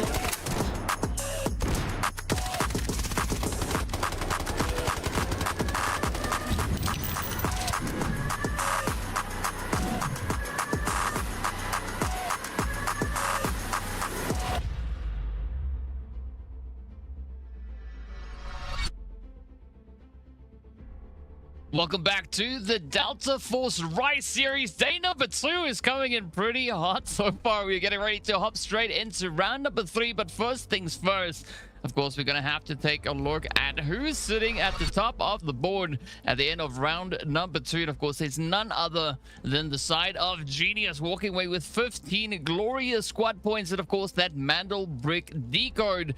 But this is where things get exciting, right? Because we are now going to be packing quite a bit of heat into our final eco round. Oh yeah, 100%. We kind of saw this leaderboard as well after Zerodam. We had, was it 4 teams on 1 or less kills, and now you can kind of see it's been evenly distributed amongst that leaderboard. So I feel like Zerodam, all of our teams are kind of warming up, getting used to, you know, the conditions of the game and how it was going to be going down. Game 2, everybody kind of came to play. They were all kind of in the mix, fighting for the Mandelbrick, fighting each other. Of course, at the end of everything, Genius came out on top, and I think the thing for me that looks the best for Team Genius right now is that they are actually the team that has the most amount of kill points. They have been the ones kind of playing the best throughout this competition so far. On the back of them, obviously getting that Mandelbrick, they also have the most amount of squad points. So in general, team is just playing very, very well. But so are MBA right now, and team number 1, and Fnatic for that, right? They're not too many points behind the side of Team Genius, but again, I would have loved to have seen Team NBA kind of make something happen on Brakkesh with that Mandelbrick. They were the first team to kind of initially pick it up. They felt like they just got a little bit of stuck. They feel like they couldn't make it over to a decoding station, which is all right because, again, we'll return to those Mandelbrick rounds in game number 4. But for now, we're going over to the Tide Prison. I feel like it's going to play completely differently than how we just saw everything kind of pan out on Brakkesh. DK kind of asked me, he was like, Vivid, like, how do you think Tide Prison is going to go? And I was like, well, listen, if we saw Zerodam play very, very passive and kind of wait until there was like 5 minutes remaining on that map for any action, any fights to kind of really go down, Tide Prison is the map that usually plays the slowest. So the fact that we already saw Zerodam go pretty slow, I feel like groups C and D, these guys in the lobby, we might see Tide Prison play extremely slow. I wouldn't be surprised if, again, we see another slow map here. Yeah, I mean, and that's what we got to be looking out for to see exactly what the decisions are going to be through from our squads. And I mean, ideally, right, you want to try and find as much as you can stepping onto Tide Prison. This is the last eco round, the last time to make up as much bank as you can find here. So you got to play a little bit of that cat and mouse game to see if you are going to be the team to get up to the top. But of course, first things first, though, we're going to have to take a look and see what the operator loadout is going to be coming in onto this, right? Because usually this is where you like to play a little bit of that Nox, a little bit of the Hack Claw as well, right? That it really helps you in that kind of close quarters positions that you're going to be finding yourself here. Yeah, I cannot wait to see the breakdown here for some of the operators. Usually Nox combined with Hacklaw, usually combined with like Gizmo a lot of the times. Sometimes we do see double Nox. I am actually getting a little bit of a sneak peek over here. Our players have jumped up into Tide Prison. We're going to be jumping in ourselves here in just a moment. But there is one thing that is actually standing out to me right now, DK, on this Tide Prison. The way it's kind of panned out in terms of the operator picks. I'm just going to go ahead and spoil it before we even see it here on screen. Team NBA, their comp looks very, very weird for a Tide Prison map. They've got a Raptor and double Alluru. Yeah, I agree with you. That looks pretty weird, right? I mean, maybe there's a meta that they know of that we've not seen just yet, but it's going to be interesting to see what they can make with that. In the meantime, of course, looking over onto the side of the Fnatics here, they also have a double operator setup, but that is going to be that double Nox coming through for them, and they're not the only squad. We do see the players there. FPOV also going for double Nox. Yeah, cool to see. By the way, Team Genius, again, our team in first place, they have already secured a Mandelbrick. They found a super computing unit, supercomputer there. That's why their profits are all the way up to 2 mil already. We can see Blake is kind of continuing on his streak of finding reds throughout this competition as he went ahead and picked up a Gazelle. Chins is going to be finding a Rolex.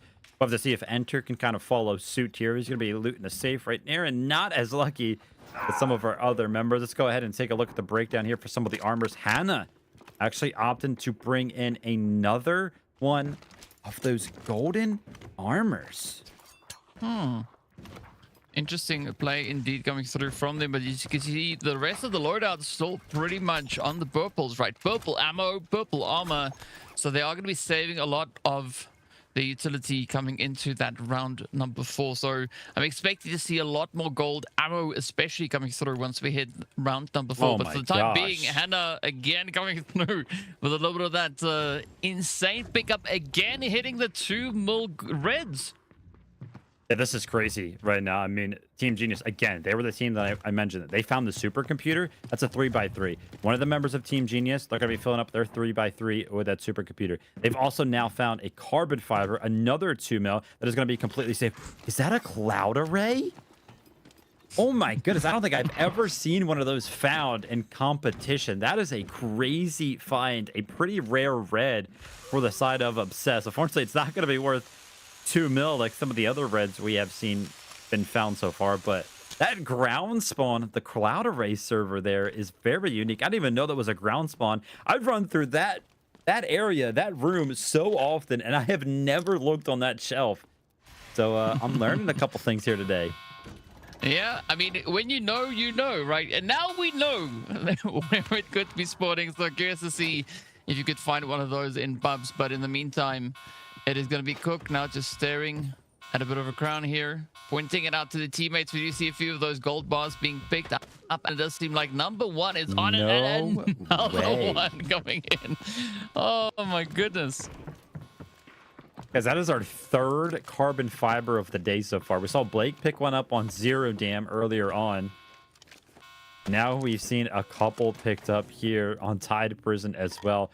Listen, sometimes we have seen in the past, Tide Prison has gone this way, where all of the teams kind of opt to go ahead and loot.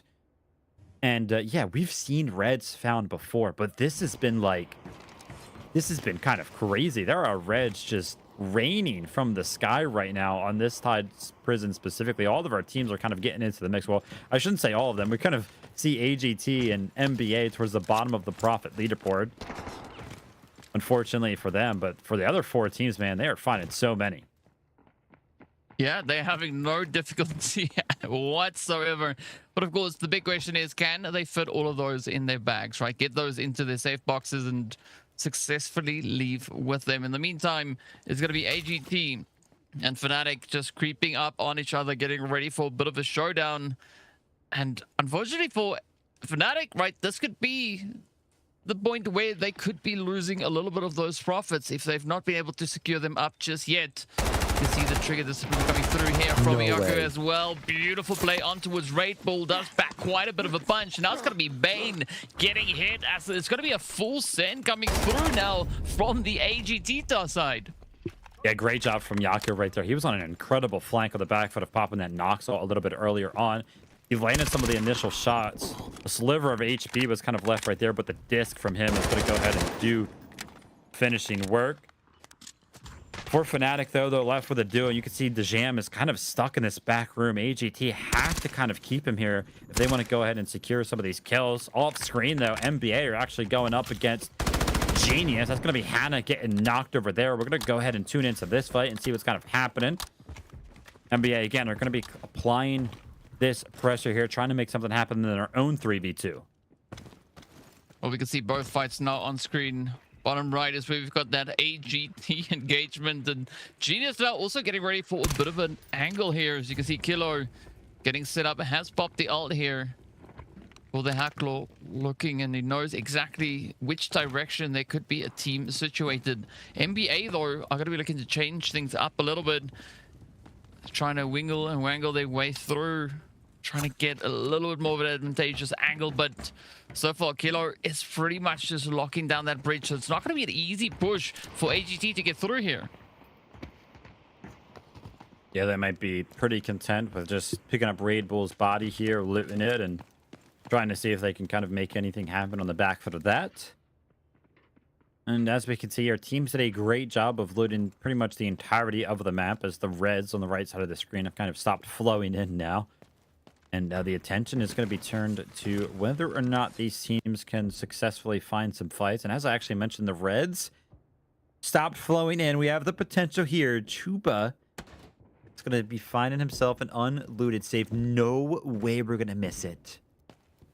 I've been baited. I thought we were going to see all the loot. The dopamine has disappeared, DK. Dang it. But we do know, no reds popping up on the right side there, so I don't think he was lucky anyway. That there is a perfect example of a bait and switch, right? I mean, production trolling us a little bit over here, and I love it. But let's see what is going to be happening for NBA.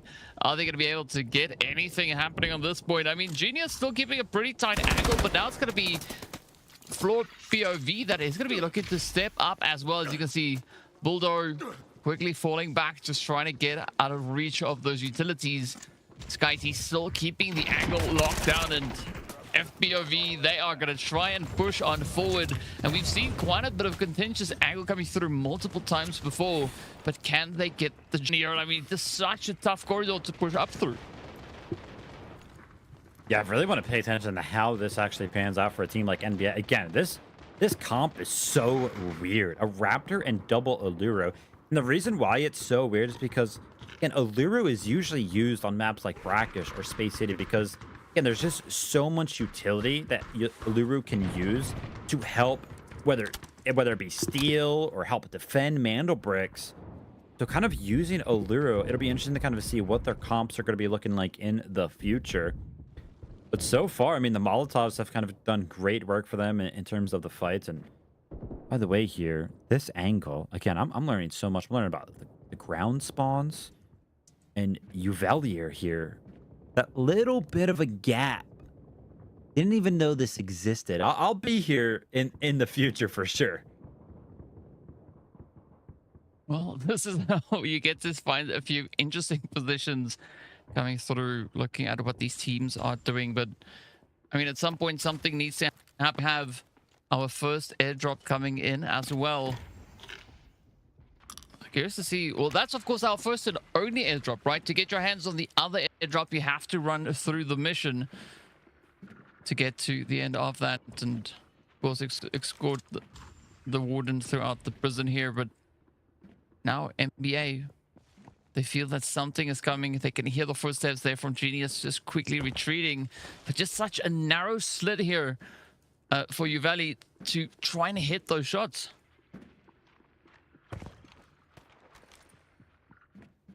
Yeah, remember, I mean, Team Genius are probably not going to go ahead and progress through this corridor just simply based on the fact that they're a duo right now.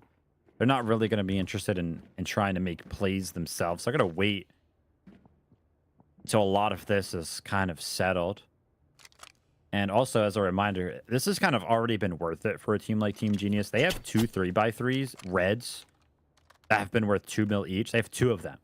So, again, you can see their profits are up to 4.5 mil. Like, 4 mil of that is completely safe, no matter what happens on Tide Prison here. So, they've done a great job of finding some good loot already.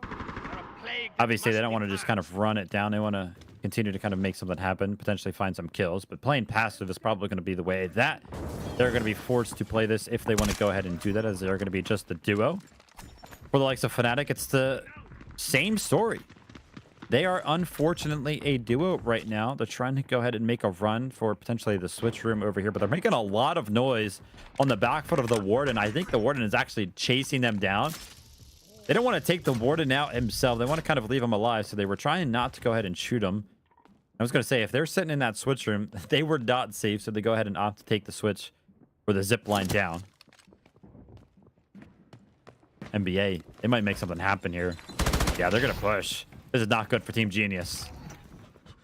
Yeah, it's going to be a very tight position to try and get out of here, but we also do see the players there from FPOV still starting to mobilize, but now it's going to be that full set. NBA, Skyty getting quickly downed as Kilo is just so quick on the trigger here. And this is going to be an absolutely essential position coming through for the side of Genius, right? If they can just sustain the position, this could buy them a bit of time. Whoa. But unfortunately, with the incendiaries coming out, it is not looking very hopeful now. You know what it was? It was actually the flank from FPOV. The pressure was kind of in from a different angle.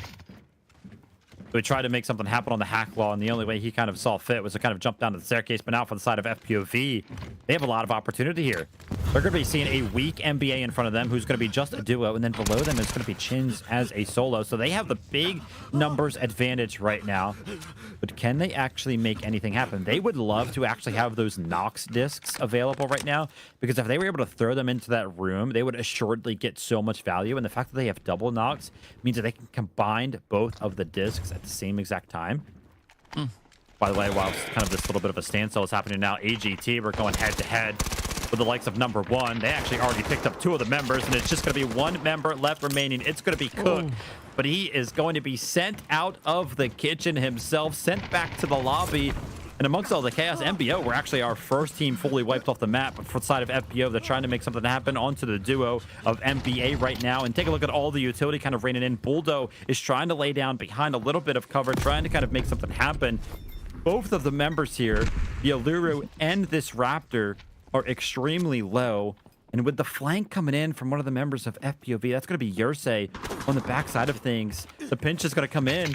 But some shots now. Another third party. It's Fnatic. I mean, a lot of chain fighting coming through here. We do see FPOV getting taken on down. And now it's going to be a rush here. As they still have 2 players up and able to contest. But NBA just playing some pretty bold moves here. I mean, using that Alluru in CQB is pretty dang crazy. But like the reason why they chose that setup coming into this round, and now it is going to be quite a bit of a pressure play. FPO are going to be trying to push up. NBA right there alongside them, trying to breach in the door. They can't see a single thing. Quick bit of lightning action coming in, and the send is there. Unfortunately, Floor FPO not getting out of that one in one piece, but NBA are going to be locking it in, and now it's going to come the hard part, getting the full squad back on their feet. I thought NBA had no chance of surviving that once that disc landed in the room. Does so much damage, but a little bit of an overextension, potentially. A little bit too aggressive, maybe, from the side of FPOV. They kind of just full send it, and the shots are actually hit from Uvelier.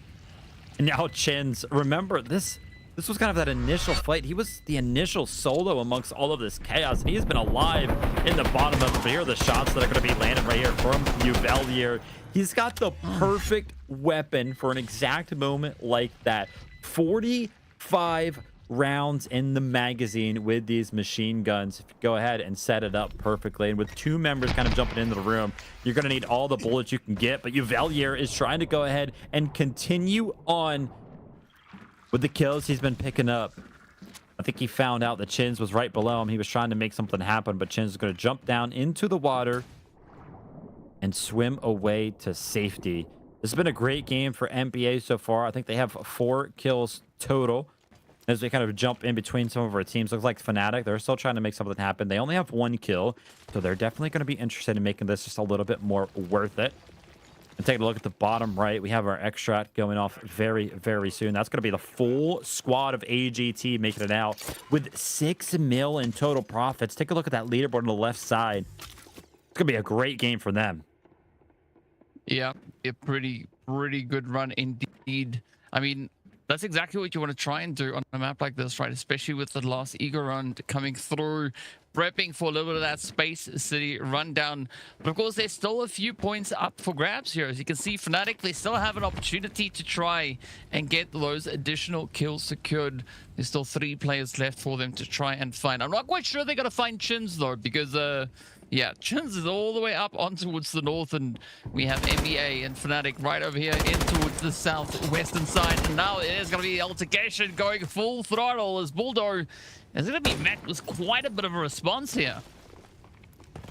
Yeah, the Jam has to make something happen. Remember, there's only 2 minutes remaining, and pretty much the only way to find any more value out of this one is just pick up the kills. Utility is going to Yan. Uvelier, unfortunately, kind of tucked away into the corner. Tries to go ahead and make a desperation play on the back for the Alluru rocket. It's going to do a little bit of damage, but not enough. I feel like if NBA Bulldo here would have initially pushed and just kind of went for the 1v2, that would have been his best chance. Because the members of Fnatic were kind of low. But now they're back to full HP. Bane is trying to make something happen here on the flank, but the angle is just too good. He plays it to perfection. Peeks up only when necessary. So that kill was going to come through for the side of Fnatic. And now Chins. Again, remember, the initial solo amongst all of the chaos makes the swim all the way over to the backpack extract. And I think Bane, by the way, was just right there thinking about running over to the backpack extract. Of course, he had to run all the way across the map. And you kind of saw it disappear on the map. So he opted to go ahead and return to all of the loot. See if he can go ahead and stuff this 3x3 safe box. Because, of course, the last two remaining members on the map and the last two remaining members of Fnatic are not going to be able to make it out of Tide Prison. But again, they could still make it out with whatever is in their 3x3 safe box, which is going to be all about what they can kind of keep safe even after they fail the extract.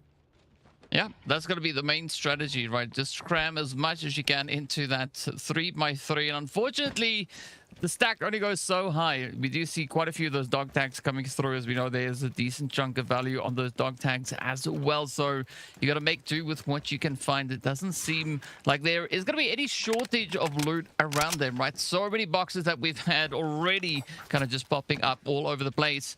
And now it's all just down to prioritizing what is of the most value in the last few seconds, as we've got only 10 left on the clock.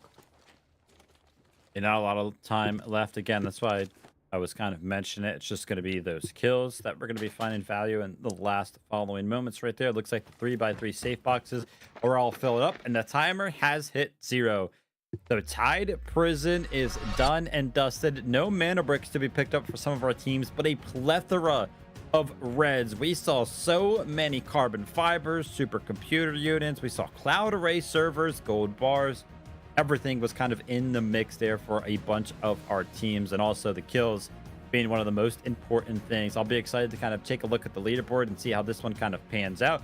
I feel like AGT, they got to be feeling very, very good about that one. Again, it's very, very rare in these competitions, these 7-round matches, that we even see a single time a full 3-man roster kind of make it out. The AGT, they make it happen. They got to be feeling pretty good. Yeah, AGARTHA definitely being our best team right here. The only one, as you've mentioned, to get that extraction secured. And doing so with 4 operator kills and 5.9 million in the bag. Absolutely phenomenal play from them here.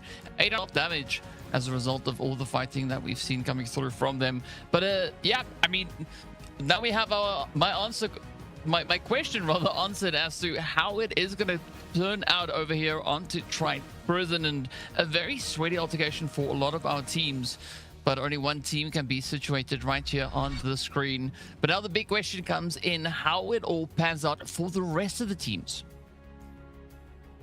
Yeah, let's take a look at the breakdown here. Again, AGARTHA, I mentioned it, 3-man roster making it out. 6 million total right there. It's got to be one of the biggest extractions that we have seen throughout the course of the day. They also went ahead and picked up 4 kills, so they are going to be jumping up the leaderboard. Let's go ahead and take a look at some of the individual categories here. First and foremost, our top killers on Tide Prison here. Uvelier, again, he put on an absolute clinic with that machine gun in hand. We also see Nast and Yaku right there from the side of AGT. Remember, they had 4 kills total, so it was just those 2 members from their team that was able to go ahead and pick up some of those kills. But our damage dealers as well, no surprise here to see Uvelier towards the top. He was constantly in the mix, constantly in the fights, and he was also our top slayer here on Tide Prison. But the fact that he almost doubled the amount of damage of second place right there is kind of crazy. Yeah, I think there's a good chance for Uvelier to be our MVP, potentially, maybe, right? Because we see that good consistency coming through from them. Of course, Jam is going to be the one to come through with the highest assist, sitting on a comfortable 2. But the top asset owners is going to be none other than Yaku coming through with a 2.2 mil play there, and Hannah again with a 2.1 mil. So I mean, we've seen a lot of consistency from Genius, right? Just finding quite a bit of value out in these games. But instead it is going to be Yaku that is going to be our MVP.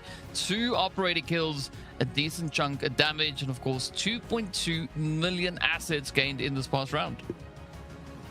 Yeah, I think you were kind of expecting this one to be denoted by some of the kills, but I think the assets gain there was going to be a big boon for Yaku, being one of our only members to actually make it out of Tide Prison. But that's going to be it with some of those economy rounds. We're going to be jumping into the Mandelbricks exclusively as we go ahead and prepare for game number 4. I'm excited for it. Yeah, and of course, be sure to hit on all the socials for Delta Force itself. You did see the link pop up as well. If you go in there, there's this very exciting Esports tab. that is added in as well. And if you're watching on Twitch, you can see it in the panels down below. There's one labeled EMEA, the other one is labeled Americas. If you click on those, it will take you right into the Rise series. So be sure to check that out. And in the meantime, while you do that, we are going to be heading off into break. So we'll see you on the other side. Two members, now the odds are in their favor, 2v1. Everything getting spammed away, and MT getting a little... So hang on a second, NL! Look at that! It's an absolute swing! This... And LG's gotta know that they're here. Lines them up, even through the shot. You're nuts! For the last remaining 3 BOV, they find 2 instant knocks. The Elm's gonna be hopping off to that.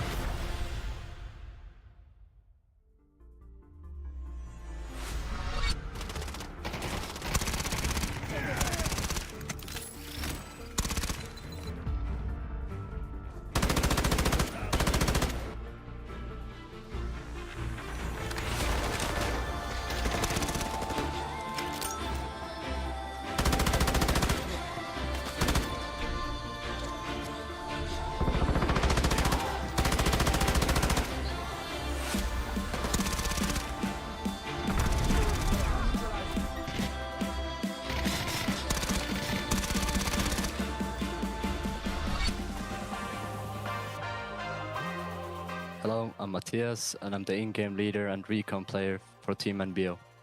Well, I saw Delta Force on Steam, then I checked it out on Twitch and saw that it was free to play, so I gave it a try, and I fell in love with the game.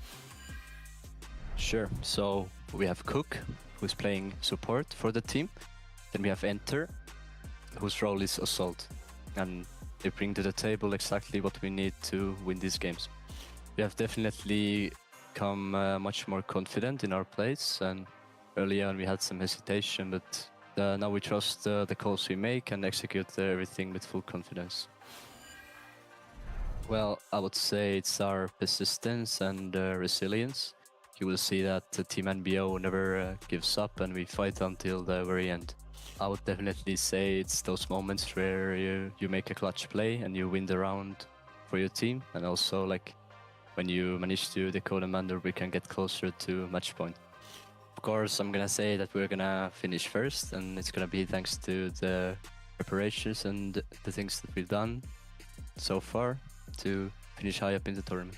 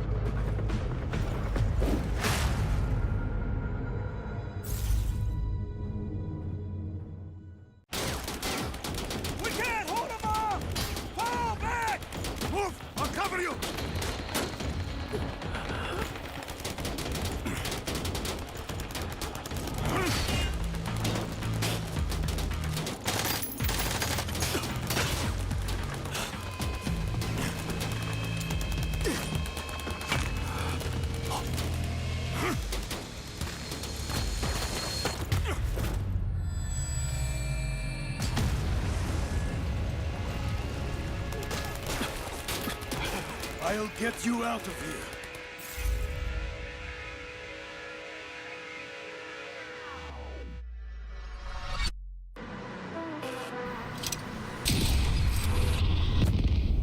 The enemy got the Mandelbrick. Find it. Stop them. Mandelbrick decoded. Nice work, operator. The time to strike is now. Do not let me down, operator. Decoding has begun. Defend the area.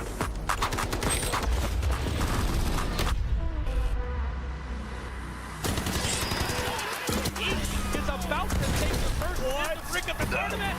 And they're going to do it. What goes around comes around. Oh, not gonna do very much. But when you get barrel stuff, Skitey is getting aggressive. See what I did there? You ain't seen nothing yet. Let's knock them off their feet. There we go. And there it is.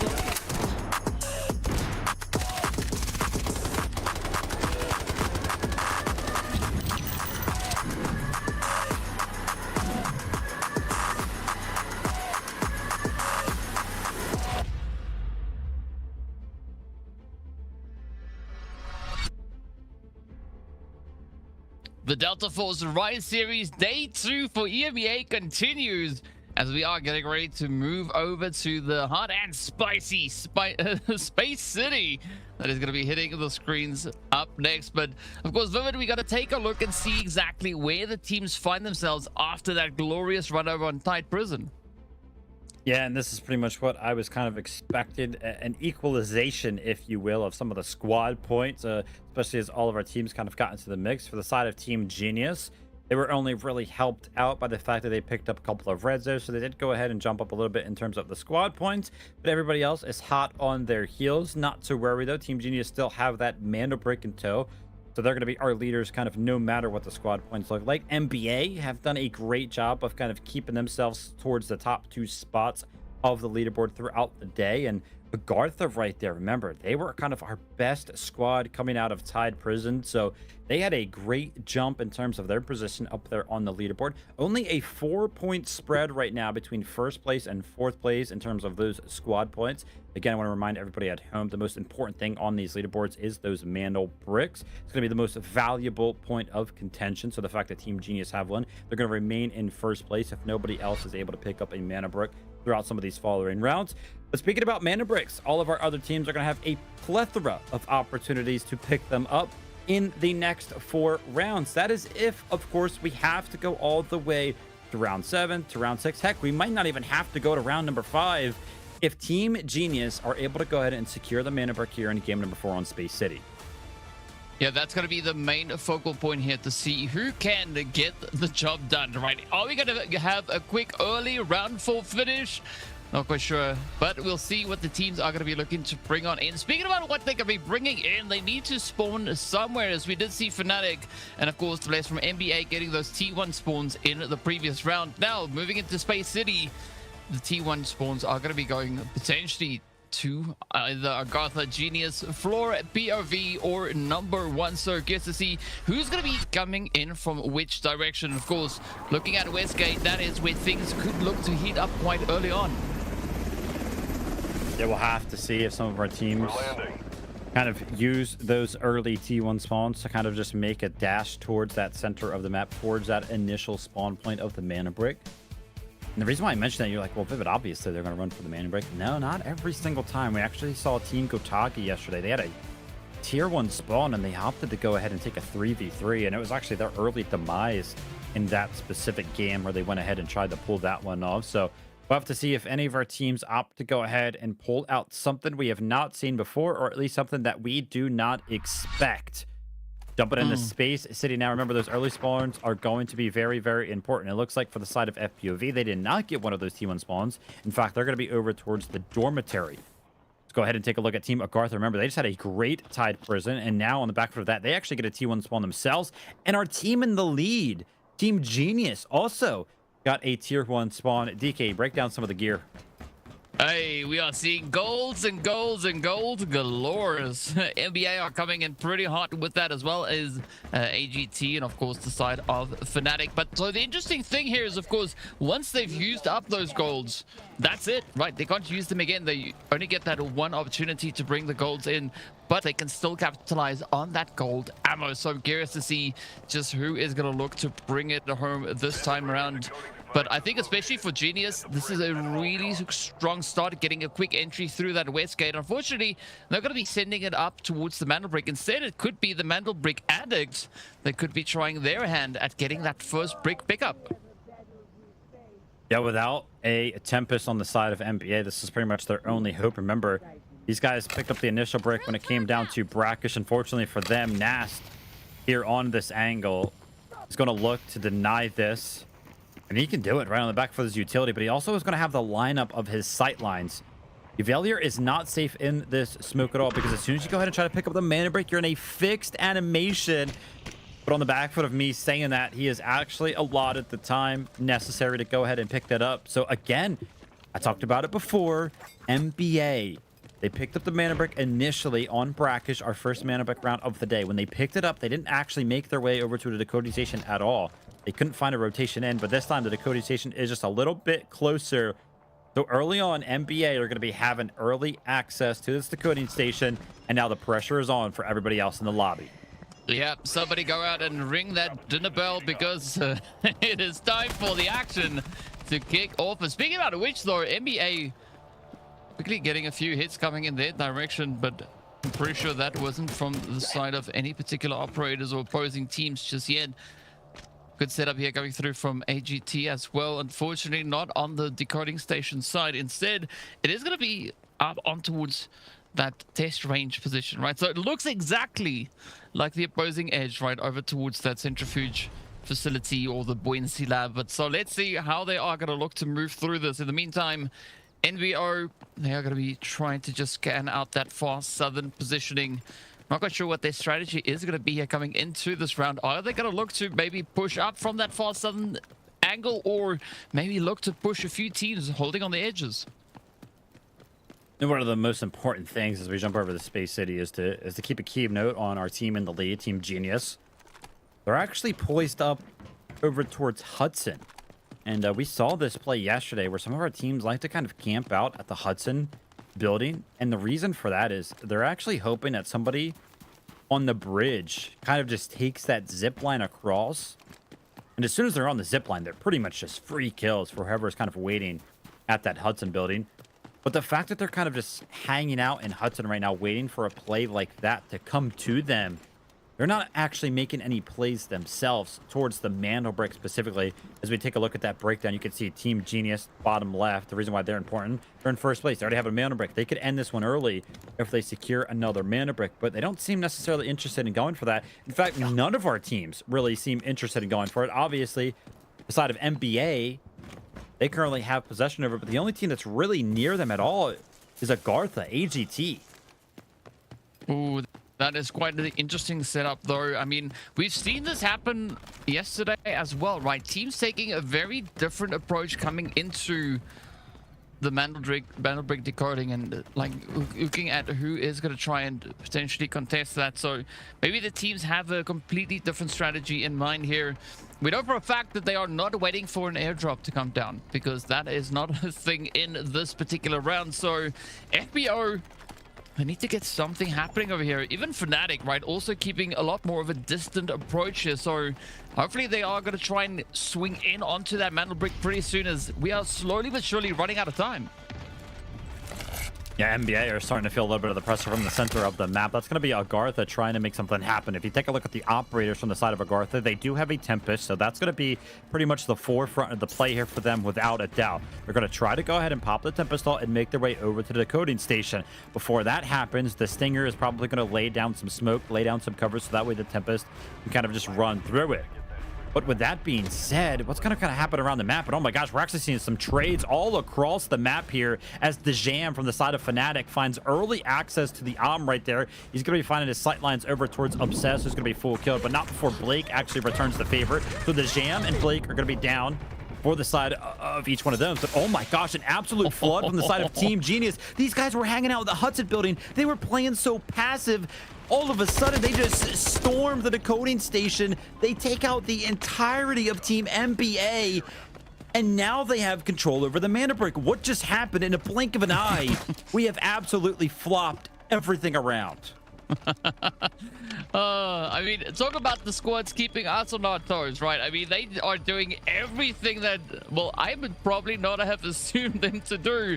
But good to see all different strategies and angles coming through on this. Of course, NBO are going to be the next team looking to push up as they're coming up the edge of ramp. They're looking for a bit of an angle. Meanwhile, the evil, just the geniuses, keeping a very tight position here as they are now trying to defend that Mandelbrick. But again, a super aggressive defensive that they are looking to lock in. Meanwhile, AGT, they were able to move up and just get onto the building up towards the north, position themselves up into that buoyancy lab. And I'm curious to see what number one is going to look to bring to this push here. You remember, amongst all the chaos, there were some trades between the side of FPOV and Fnatic, and this is a very bold strategy from the side of Obsess right there.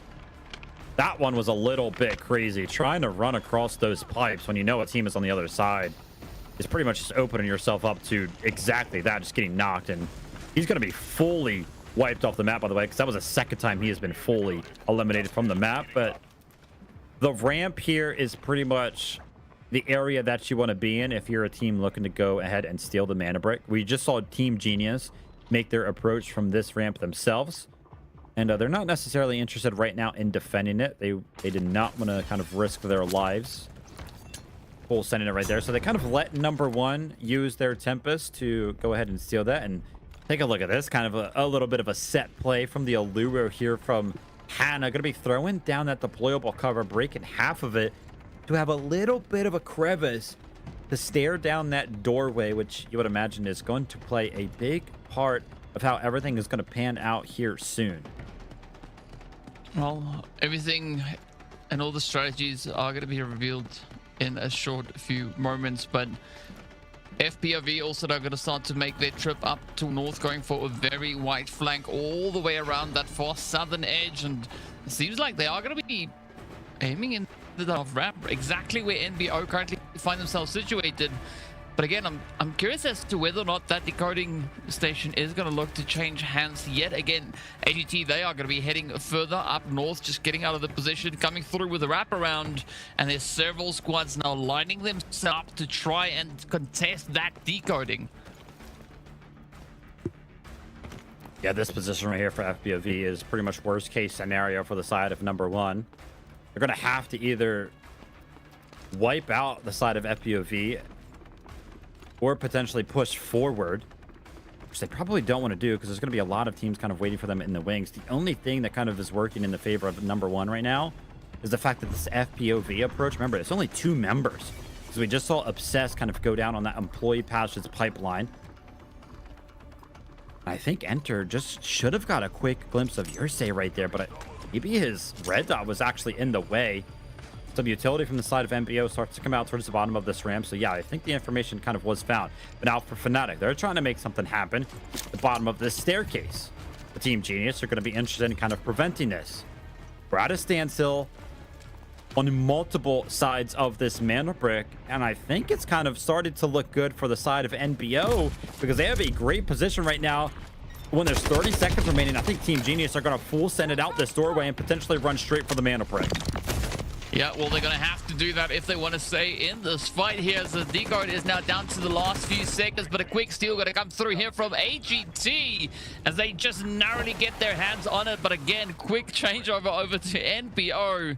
In a matter of moments, we've seen 2 teams grabbing hold of that decoding. And with that, of course, the timer has been brought down to only 2 minutes. And now the time is slowly ticking away. FPOV going to try everything they can to push up that slight bit of a ramp position, but AGT on the opposing side finding themselves in a little bit of a different situation. So several points of contention now coming through across the map here.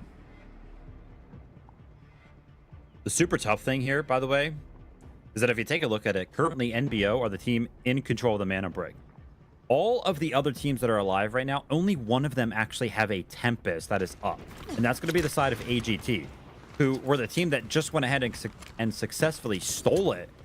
But in terms of the possibility for steals for all of our other teams like Team Genius, like Team Fnatic, who are kind of in that centrifuge building right now, how are they going to make progress, right? You pretty much just have to send your body onto the Mandelbrick, which is super difficult to do, especially when NBO are basically standing on the Mandelbrick and have all of their own utility to kind of work with the Toxic, the Luna, a Tempest of their own that can kind of pop the ult whenever you decide to kind of run into the smokes and try to jump onto the Mandelbrick coding station, which is why I feel so good right now for the side of MBO. But somehow, some way, Bane peeks into the sightlines of Chins and wins the fight. And now Fnatic are going to have a little bit of a leg up onto the side of Team Genius. Yeah, sure, you guys are winning the 3v3 engagement. You're winning the fight, but what about the Mandelbrick? And it looks like Chuba is going to be trying to make something happen, but he's on Stinger. He's not on Tempest. He's going to be knocked, and he's going to be left to die onto the coding station potentially. But oh my gosh, potentially an area of contention here for Blake, as the Molotov is actually going to be taken out, enter completely. And now NBO are in control of the Mandelbrick. 10 seconds remaining, but they're only a duo. Can they defend it?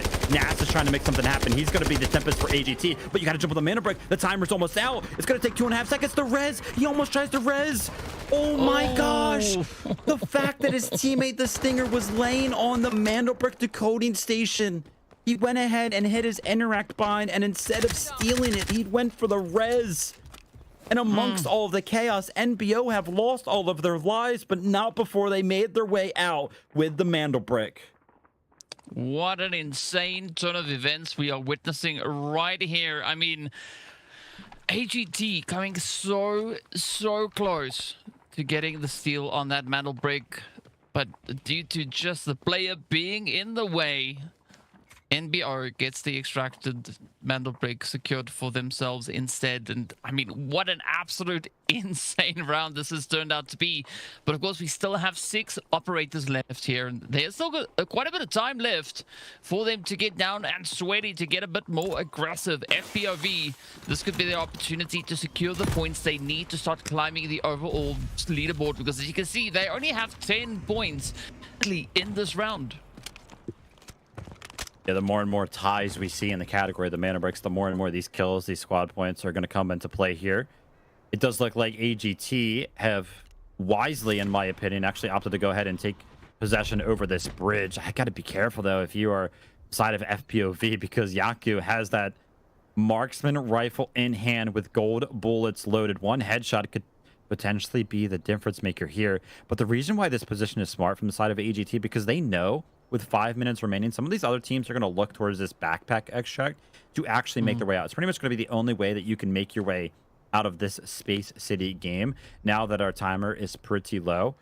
So taking this early position means that some of these players might potentially just run right at them, as we do see in the top right, by the way. We did have a bunch of duos across the board, but Fnatic have given them the opportunity to go ahead and get their res off, so they're going to be back to a 3-man roster. But yeah, that's the difference right there. I mean, it takes, what, 2.5 seconds to go ahead and seize the Mandelbrick? Without a doubt, that was the difference maker right there. Kind of fumbling a little bit. Too many interactions kind of happening around him. Yersei is trying to make something happen right now, but he's going to be met with some great shots. A couple of headshots actually landing right there. I think that was Raid Bull landing those, and Fnatic got to be feeling pretty good about this, right? Numbers are in their favor, but Yaku is off in the distance. It's going to try to go ahead and fend off Fnatic, kind of helping out FPOV, but Nasty is under heavy fire right now. We just saw Yersei jump around the corner and take out the teammate of Yaku, but not before Yaku was able to go ahead and land up some follow-up shots to find that knock and eventually find that full kill. Quite a few trades coming in across the way, and slowly these numbers are starting to dwindle. As you can see, AGT and FPOV down to their last hopefuls currently. But that's going to be a bit of a loot sesh that is going to be making its way on through, right? Again, trying to push those assets as high as you can and pull up the 3x3 with anything of value out of this map. But now, Yaku, the sole survivor, is he going to try and bring his teammate up? No, instead, it seems like Yaku is going to be the one to go for that extraction, right? He was defending it for so long, looking to pick up a few easy trades along the way. And now, deciding to go and grab it himself. In the meantime, Blake just very cautiously now creeping up on Bane. I don't think Bane has any knowledge of his position here. And this could be a great opportunity now for FPOV to get those much needed points. Yeah, if Blake is able to find Bane here, he should know that he's here because of the painkillers that were popped, but I gotta go ahead and call it like it is. An absolute fumble from the side of Blake right there. He kind of got locked in that slow moving animation because it is going to be a little bit of a toggle feature. He doesn't land any of the shots, unfortunately, and Fnatic are going to be picking him up as well. I did some quick maths right there, reading some of those kills on the bottom left-hand side. Total of 7 kills for the side of Fnatic. And the is going to be in their inventory, but there is no way for them to actually go ahead and extract this after Yaki went ahead and took that backpack extract. So on the side of AGARTHA, again, they've kind of continued with this theme of making sure that in some of these games, they go ahead and extract. Remember, their tied person went very, very well as they got all 3 members out. And on this first Space City, they're going to be the only team to get anybody out. But for the side of Fnatic, this one has been kind of worth it, at least if you're taking a look at how many kills they were able to get. I mean, their total score is all the way up there, 26. They're in the lead without a doubt, but got to remember, man, the Mandelbricks are the most important thing. If Fnatic don't pick up a Mandelbrick, it doesn't matter how many squad points they get. They'll be in 3rd place for the rest of the day. Yeah. So the attention has to be for them to switch focus over to the Mandelbricks in some of these subsequent rounds, but it's just going to be all about making sure they can pick up as much loot as they possibly can, putting it into those 3x3 safe boxes, because all 3 of these members are going to fail the extraction, so the only thing they can take out is anything that's in their safe box. Yep, that is unfortunate, but it makes sense, right? Imagine being able to put that AWM in your safe box. That's an insane strategy. But I guess no matter how you fold it up, it's not quite going to fit into the available spaces there, right? As far as I know, it's going to take up at least 5 or 6 slots in a row. Yeah, 3x3, not quite going to be working in that regard. But now it's just down to see how much Fnatic can find. Already sitting on 6.1 mil. If they can find a little bit more, that could, of course, increase those 26 points more so. But I agree with what you said earlier. 26 points is great, but it doesn't mean all that much if they don't have a Mandelbrick to back it up. I mean, if they get it, they are going to be the team that then by default gets 1st position. All right, that's how game number 4 goes. We're into the mix of things when it comes down to the mana bricks, and we are starting to feel it with how these ones are playing out. Utter chaos towards the mana brick without a doubt, and to nobody's surprise, Mandelbrick addiction once again, kind of that initial team picking up the Mandelbrick. They make their way over to the decoding station, and unfortunately for them, they were wiped out shortly after by Team Genius. But after that, team of number 1 just kind of held it down. They were able to steal it back a couple of times. They were able to successfully defend, and I think that the time difference between the team of number 1 securing the mana brick and them going down must have been less than like 3 seconds. It was very, very close, but they're going to be our best team regardless, and it only required 1 singular kill out of them to go ahead and lock down that mana brick. 600 damage and a decoded mana brick is going to make these guys our best team. I mean, absolute insane turnout that we saw here, but you know what? Sometimes that is just the way it goes to be number 1. And our best team coming in at the back of round number 4. But I'm curious to see how that is going to impact overall points, right? Of course, looking at what we've got here, Fnatic, they were just cooking it up with those 7 kills. And of course, the 2 mil that they were able to kind of find out in this round. Yeah, I mean, definitely the best round there for them outside of the mana brick for sure, which is great. You know what I mean? Because that does win you out the tiebreakers if our teams are kind of tied in those Mando breaks. Let's go ahead and take a look at some of our top killers here. No surprise that we're going to see a member of Fnatic towards the top here. DeJam with 4 of his own, followed up by a couple of members of Genius and FPOV here. That's going to be Chins and Yersei picking up 2 each right there. The top damage dealers, no surprise to see DeJam up there. He's able to go ahead and pick up 4 kills. He was the top guy over there. He's going to be the top guy dealing the most damage as well. Yeah, well, of course, we do see Blake and Hannah also stepping up here with not only the damage, but the assist as well. So a very consistent performance coming in across the board. Looking at the angles, we do have Bane also bring in their contribution here for the side of Fnatic. So quite a fantastic play there from them. But now It is up to our asset owners. It is going to be Bane walking away with a big majority of it here. 317, well, 713, right? Looking at the numbers in the wrong direction, as Bane is going to be capitalizing on that raid pool and Jam right there alongside him to just help lock it in. But Jam is going to be the one to walk away with the MVP with those 4 operator kills, 721 damage, and of course a decent amount of bank to leave with as well. Yeah, I mean, Fnatic just did such a great job on the back foot of the Jam, picking up all of those kills, kind of making something happen besides from the Mandelbrick, of course. And again, it just makes it so difficult when you are a team without a Tempest in hand, which is why we put a lot of value on it. Folks, listen, you got to follow DeltaForce_game across all of your socials. And if you want to download it on any platform, PlayDeltaForce.com is accessible on any single platform you can possibly think of. It is a great game. You've seen all of the action here today, and I know it's kind of making you want to try it. But with that being said, listen, we've got 2 teams with a Mandelbrick each. Are one of them going to be able to end it early? We'll have to see in game number 5. But before we jump into that, a short break. 2 members, now the odds are in their favor, 2v1. Everything getting spammed away, and MT getting a little solo. Hang on a second, NL. Look at that, it's an absolute swing. This, and LG's got it, though. They're here, lines them up, even through the shot. You're nuts. For the last remaining 3 BOV, they find 2 instant knocks. The Helm's gonna be hopping off that.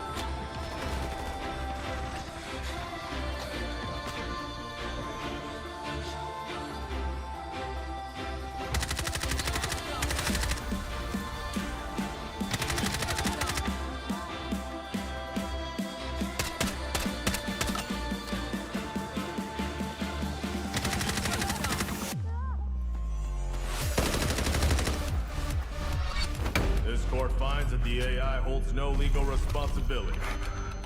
But the data, this doesn't add up. Just do what the AI says. Priority. Protect company assets. Valve closed. You destroyed our home! That dream again. Gabriel Mercier, codename N2, role engineer. As a former nuclear facility engineer, N2 was removed from his position following a major incident that escalated into legal proceedings. He later returned to military service and was reassigned to Arctic deployment under CBR and related units. With the originally designated technical specialist unable to fulfill operational requirements, and following assessment review, N2 has been approved as a replacement operator for the subsequent operation. Stun out.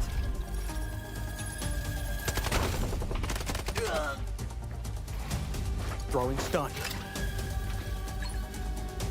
Stun hit.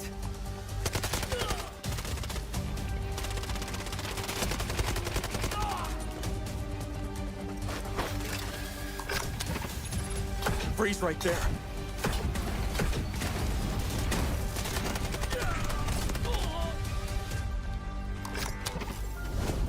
It's getting cold. N2 is equipped with a modified grenade launcher, capable of firing up to 6 LN2 grenades. Upon impact, each round detonates and releases a burst of cryogenic gas, dealing area damage and significantly impairing enemy mobility. Sustained hits can fully immobilize targets through extreme low temperature exposure.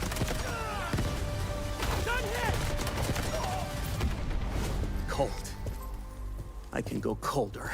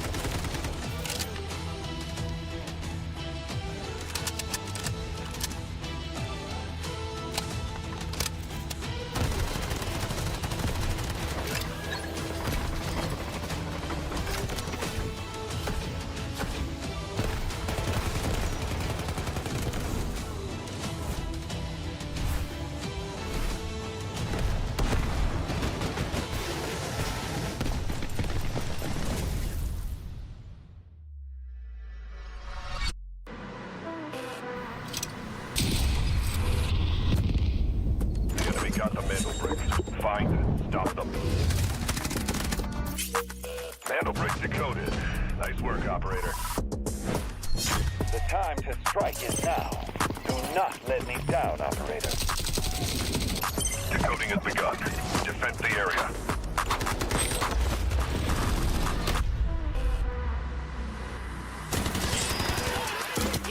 Is about to take the first at the brink of the tournament. And they're going to do it. What goes around comes around. Oh, I'm not gonna do very much though. You get barrel stuff. Skydie is getting aggressive. See what I did there? You ain't seen nothing yet. Let's knock them off their feet. There we go. Damage, and there it is.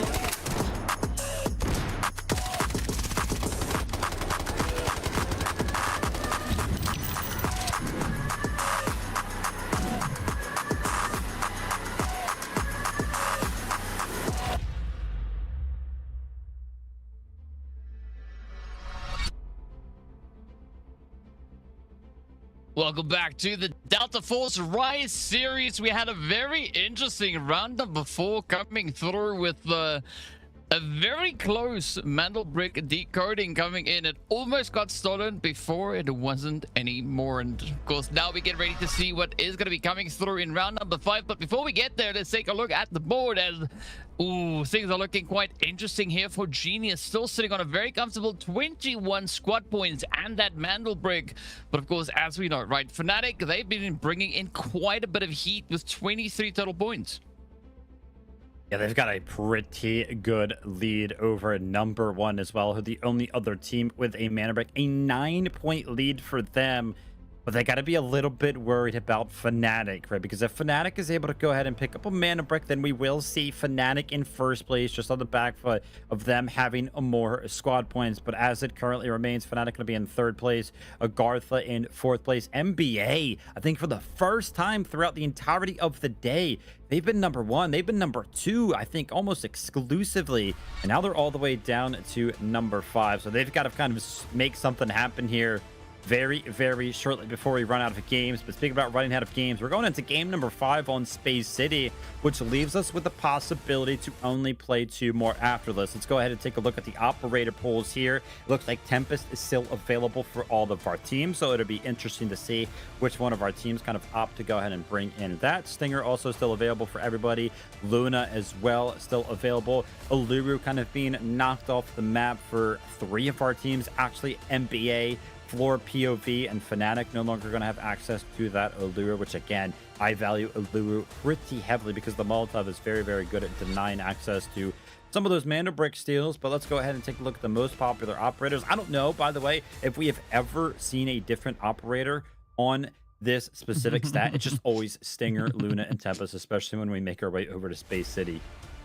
Yeah, I mean, I'm pretty sure that might look to change up quite a bit as we get further and further into that group stage. But, I mean, even the pick rate for Tempest has slowly started to drop down, right? It was on 27% yesterday, then it went down to 22%. Today, we see it sitting here on 21%. So definitely, there could be quite a bit of a shift coming through with regards to that. And now, the big focal point for us here is going to be, of course, the spawn predictions to see who's going to be getting those T1 spawns. It's not going to be Genius or AGARTHA, but it is going to be a surprise indeed as to who will pick up. And I'm curious to see who's going to be coming through with their Tempest into this round, right? Because as we saw there, 2 teams had not yet gone for any Tempest just yet. So they have a double session of those. Either 2 for this round, which doesn't make a whole lot of sense, or 1 this round and 1 the coming round. And there we have it. The only squad not with the Tempest on board is going to be none other than NBA. Everybody else has got that Tempest loadout locked in, and quite an interesting few decisions that they've made with their setup here. Yeah, without a doubt. Let's go ahead and take a look at what's going to be happening in terms of the spawns. NBA are going to be the team that spawns over by the dormitory. Team FPOV are going to be having one of those tier 1 spawns, as is the team of number 1 over there by employee passage number 2. As a quick reminder, number 1, the team, they already have a mana brick to themselves, so early access to that mana brick going to give them a great shot here. Yersei was kind of forced to wait in the wings there before he ran into the smoke, because aside of NBA, they pulled out one of those machine guns that had a 60 round magazine in it, and all 60 of those bullets just found its way into that smoke, hoping to go ahead and get some tags onto the team that kind of made its way in through Westgate. But FPOV, they played it well. They didn't take any damage. And oh man, this is sneaky. Take a look at the early kind of game plan for Team Genius. Hannah is just laying down in the bushes, waiting for his team to make its way over here, because take a look at where the rest of the team is. You can see it on the minimap right there, top left. Those blue little circles, that is the other two members of Team Genius. So they are completely split right now. Hannah is all the way to the south side of the map by that backpack extract, which where we know, of course, there is a decoding station. And I would imagine for Team Genius right now, the reason why they're so split, they're going to send their Tempest towards this Mandelbrick as soon as we hit that 16-minute mark. Once we hit that 16-minute mark, that's when all of these Tempests get their ults available. It takes about 2 minutes for that one to go ahead and recharge. So once it's been 2 minutes into the game, all the Tempests are going to be able to go ahead and run towards it. But they're going to hope that Chins is able to go ahead and pull out the Tempest ult, pick up the Mandelbrick, and bring it all the way back to where Hannah is holding down the fort. Yeah, quite a bit of a trick for them to get down to that far southern position. But currently looking at what we have towards this Mandelbrick, not a lot of contention, right? Not a big lockdown coming through just yet. But as you said, it is all going to depend on who will be the first team to get their Tempest in here. And now it's going to be that full set. Oh, Genius squads are locking it down as Chins now looks to push on through, getting so close, but not quite able to get that Mandelbrick in hand just yet. Yeah, very unfortunate there for them, because if they were able to pick that Mandelbrick up and make the run all the way to the bridge where Hannah was sitting, they would have been in such a good position. But they're going to have to reset. We did see the Tempest ult kind of used for the side of Genius right there. I was trying to go ahead and keep a close eye on kind of if any of the other Tempests around and about had used their ults as well, but I'm not entirely sure. By the way, Fnatic brought in an I think they actually landed one of those shots early on to the receiving end of NBA. And yeah, sure enough, I'm actually taking a look at the map while we kind of take a little bit of pause here around the Mandelbrick. There's a giant fight happening up by the dormitory area. It's going to be Team Fnatic and Team NBA up here, as we're going to go ahead and tune into this one. Raid Bull is going to have a sniper. It's going to be a normal bolt action rifle in hand there. But yeah, this 3v3, man, it's just essentially going to stall out both of these teams. But as I mentioned that, it looks like Fnatic are going to go ahead and opt to retreat. But unfortunately for them, take a look at this. AGARTHA is actually sitting in Central Command building right now. So they got to be careful in this rotation. Yeah, in the meantime, NBR, they are on a looting spree as they pick up a pocket watch and a gold bar. So Enter having a phenomenal far. Let's see whether or not we are going to be seeing even more raids coming in their direction. But now it is going to be a wide wraparound coming through from Fnatic as they push in right behind the players there from the side of AG. Very interesting that they choose to move up towards. Maybe there is some tactic that they have in mind for us, but we are yet to see a single team pick up that Mandelbrick. And this is a little bit more reminiscent of what we saw happening yesterday, right? There was quite a bit of a wait session before that Mandelbrick really actually started to move around. Yeah, and usually the longer it goes before this initial Mandelbrick is actually kind of picked up, the more likely it becomes that nobody actually picks it up. That being said, remember that 16-minute mark was that initial Tempest ult kind of timer for when all of the ults kind of became available. I would imagine right now for the side of Team Genius and any of the other Tempests that went in and pumped their ult, they should be coming available once more. So probably going to be some plays around this Mandelbrick. And sure enough, yep, Chins is going to be jumping in with a Tempest ult right now. But it doesn't feel like he can go ahead and make anything happen with it. And that's because Obsess is going to be in the mix as well in the Tempest ult of his own. And I can't lie, there's so much kind of happening around the Mandelbrick. This is actually the second time we see that Havoc auto tank pick up a knock. Initially, it was onto the side of FPOV, but this time it's going to be on a different team. But take a look at this. Fnatic is trying to make something happen. It's going to be Nast finding the trade onto Bane, but Raid Bull goes ahead and returns the favor. But it's going to be a Tempest ult enacted right here for the side of AGARTHA. And both teams have one member down. Unfortunately for the side of Fnatic, it was not their Tempest ult that kind of went down. So AGARTHA potentially have something to kind of work with right here if they apply some pressure very, very soon. And it looks like they're going to get aggressive. Well, aggression is going to be key here. Let's see whether or not they can get the job done. You can try and keep those numbers up and not have your non-Tempest getting taken down. Ooh. But a good shot coming through here from Chuba as he gets to play in with the Stinger.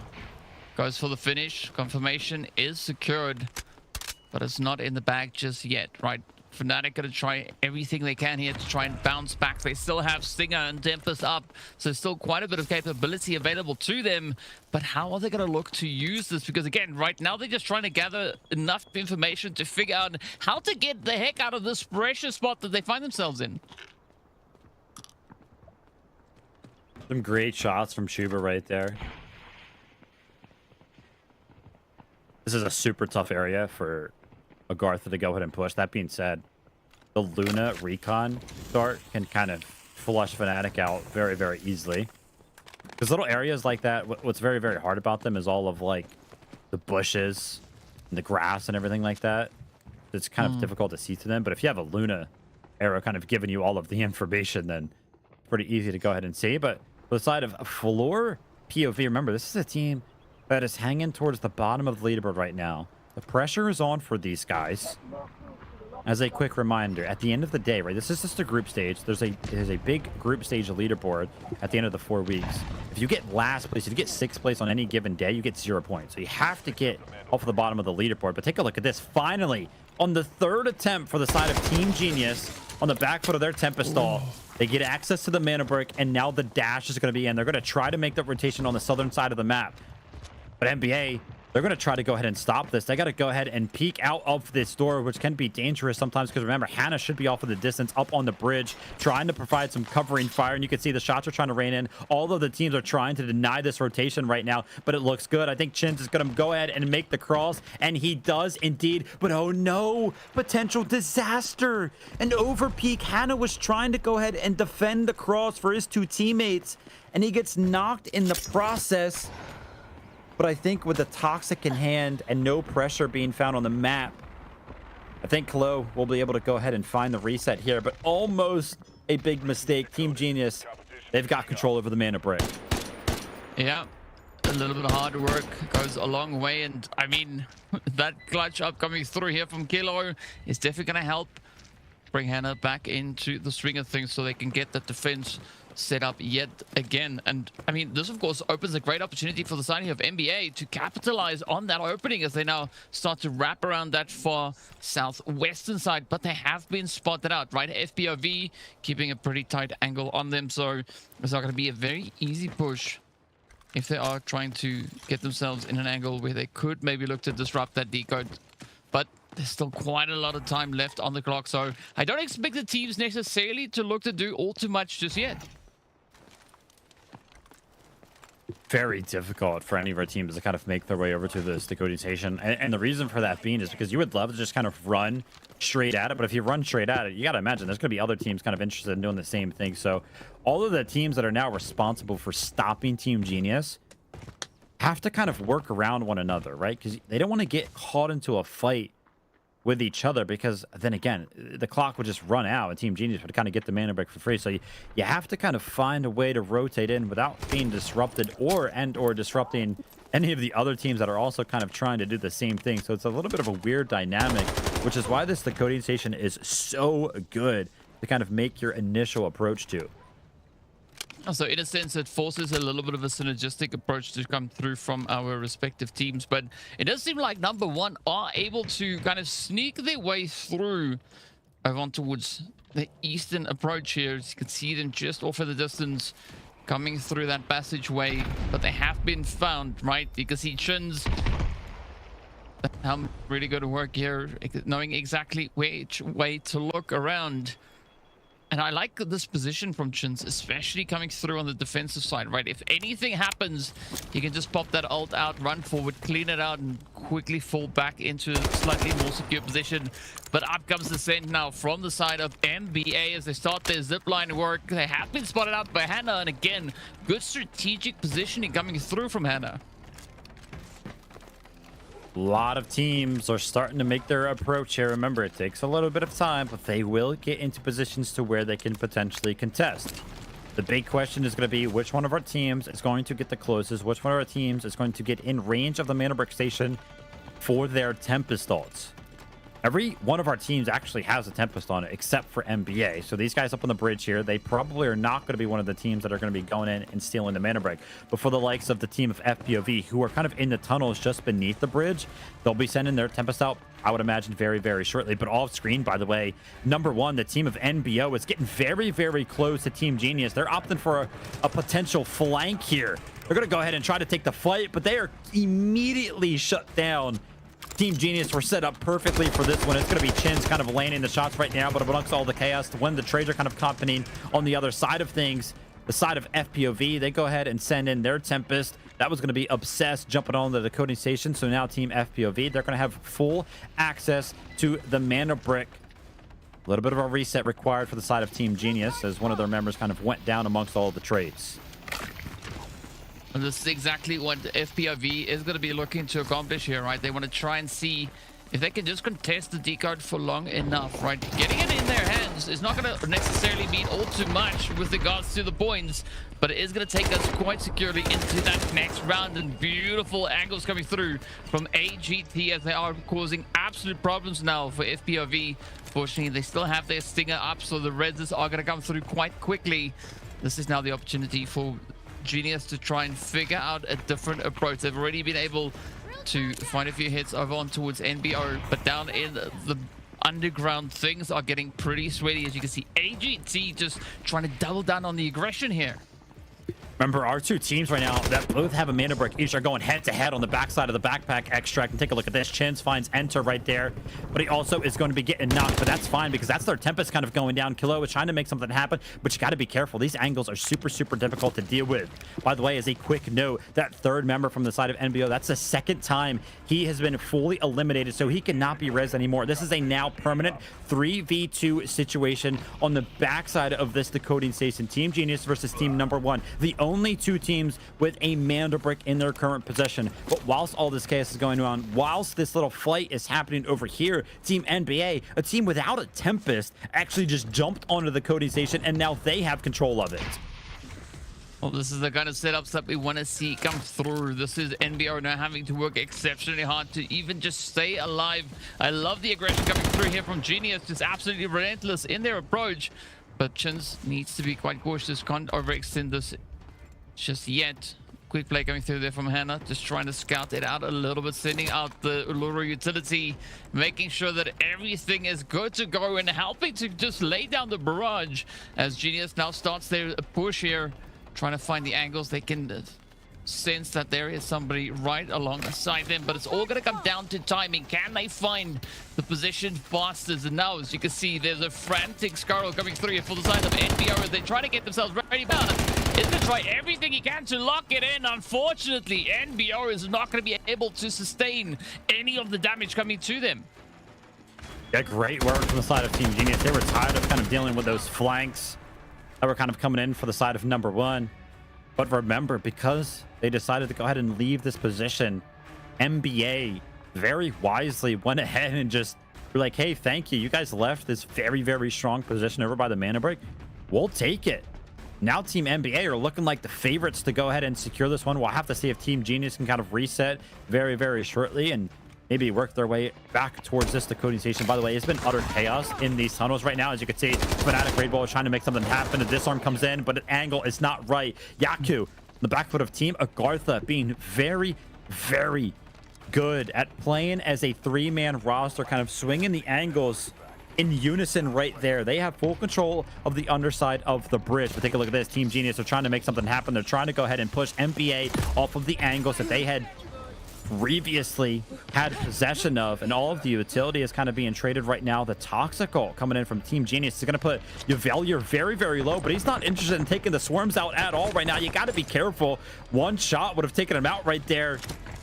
But he's going to be finally taking him out. But take a look at this on the backside of everything. AGARTHA is getting aggressive. It's going to be Nas finding the first one. It's going to be Yaku finding the second one. But amongst all the chaos, NBA, they win the 3v3. But you got to imagine with so many teams in close proximity, it's not going to be long before the full team of NBA is wiped off the map. Skitey has to stay alive for 15 seconds if he wants to go ahead and keep this Mandelbrick. If he wants to go ahead and seize the Mandelbrick, Team Genius, you guys got to do something. There's only 10 seconds remaining. But take a look at this. FLOORPOV, they're on the other side of things. They're trying to take out Team Genius as well. well, but Skitey goes down and the decoding has been interrupted. Team Genius, amongst all of the chaos, are the only 3-man roster remaining, but they got to get to the Mandelbrick soon, because take a look at the match timer.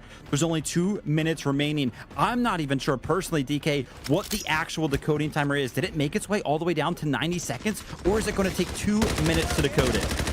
Well, we're not quite sure just yet, but it is going to be Chins that gets dropped on down, as we do see Kilo going in for the decode, just narrowly getting the hand on it. But as you said, there's not enough time on the clock, so it still needs to change hands at least once more, at least twice more instead, to get it down to that minute 30 seconds. And I mean, we don't have enough time left on the clock for that even to be a thing here. So it's all going to come down to who is going to be the team to survive, and this is going to be the main focal point here for Genius. Can they survive the push coming through from 2 separate teams? Red Bull's trying to make something happen with these disarms, but he has no idea where any of the members of Genius are. And oh my gosh, an incredible quick peek there from Klo to go ahead and take out the Jam. And one of those knocks onto one of the members of Fnatic was actually their Tempest. So there's only 1 member left remaining from the side of Fnatic, who's probably all the way back towards the bridge. But Genius, they've been so aware throughout this entire game. They know Team FLOORPOV is trying to make something happen with this flank. Team Genius are no longer interested in kind of waiting for this one to kind of pan out. Can he see him? He can see a little sliver of Yersei. He's go ahead and hit some shots, does some damage, but not the full kill. Oh, we do see Blake also not trying to step up as well, getting involved in the carnage and the chaos. But up comes Hannah again, just looking to be so mobile, moving all over the place.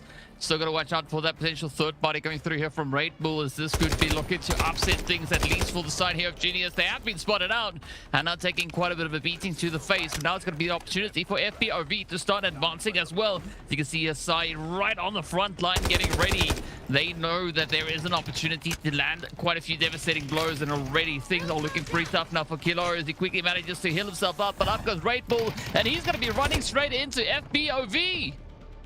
Amongst all the chaos, somehow, someway, Klo kind of emerges from the smoke, finds his way around to the backside of Red Bull, takes him out, but not before going down to Blake. And somehow, someway, Blake is going to be the last remaining operator on the map there. There were so many kills. I have no idea what team got the most amount of kills. I have no idea how many kills went to any certain team. But one thing is for certain, DK, in game number 5 here on Space City, not a single team picked up that Mandelbrick, unfortunately, amongst the absolute carnage that was happening down there on the south side of the map. I mean, it was the match just timer. Fight. The match timer just got too low. It's crazy to see how this all just panned out here, but it is going to be Genius to be our best team come end of round. It is going to be Kilo, Hannah, and Shins walking away with 9 operator kills, only 251k secured, but an absolute multitude of damage, right? Almost hitting 1800 damage. That is pure insanity, but it makes sense looking at everything that went down over in towards that southern side of the map. I mean, it was brutal, but that's the way that you have to fight if you want to get your hands on those Mandelbricks. Yeah, without a doubt. I mean, 9 is an incredible number from the side of Team G. Just remember, this is a team that already has a Mandelbrick, so they are going to soar above number 1, who are the only other team with a current Mandelbrick. We'll take a look at that leaderboard in just a little while. But for the side of AGARTHA, again, 5 kills for them. That's pretty good. Team of NBA, we kind of saw them getting into the mix there. They looked like they were the team that was going to go ahead and secure the Mandelbrick, but unfortunately for Skitey, he was 10 seconds away. If he could have just lived for 10 more seconds, I think they would have potentially went ahead and secured that Mandelbrick. But let's go ahead and take a look at some of the individual performances for some of our players. And to nobody's surprise, there's going to be a couple of members of Team Genius up there. Hannah and Kalo, first and second place. Yeah, absolutely exciting things here for them. And of course, it still continues to be the same as we head over on towards our top damage dealers. Hannah holding a very strong presence right here. Absolutely loving this for them. But of course, We got to take a look and see where it goes next, as we are going to be looking at the asset earners. And of course, Enter a Name is going to be the one to lead the board here with 537.6k. So not an excessive amount of loot has been found in this round. But of course, looking back at all the engagements and fights that we saw, it makes a whole lot of sense. But Vivid, take us through the player stats. Yes, there's going to be a little bit of a head-to-head here between Bake and Kalo. You can see operator kills over there, just a single one, but Kalo was able to pick up 3. He's going to be second on that leaderboard there. Damage went towards the way of Kalo as well. I mean, yeah, pretty much across the board, you can see Kalo just had more damage, just had more kills there. But the MVP of game number 5 on Space City, to nobody's surprise, Hannah just simply had the most amount of kills, just simply had the most amount of damage, and as a result, the most valuable player. Yeah, I mean, Genius, they've been pretty dang consistent here today across the board. Hannah just showcasing the capabilities here once more. But of course, you know, we continuously see points getting raked in. The numbers just starting to climb higher and higher. But at the end of the day, we need to see another Mandelbrick being played to see if one of our competing teams that already have those bricks in hand can look to get their second brick in and take the match. Yeah, absolutely. It'll be great to kind of see. I can't believe we see this again on EMEA, where some of these rounds are going without anybody securing some of these mana bricks. But with that being said, as a result, nobody picking up 2 mana bricks so far. We got to keep on going. We got to jump into game number 6, and we'll do that very, very shortly after this quick break. Two members, now the odds are in their favor, 2v1. Everything getting spammed away, and MT getting a little... So hang on a second, NL! Look at that! It's an absolute swing! This... And Elixir's gotta know that they're here! Lines them up, even through the shock, you're nuts! The last remaining 3 BOV, they find 2 instant knocks. The Helm's gonna be hopping off that.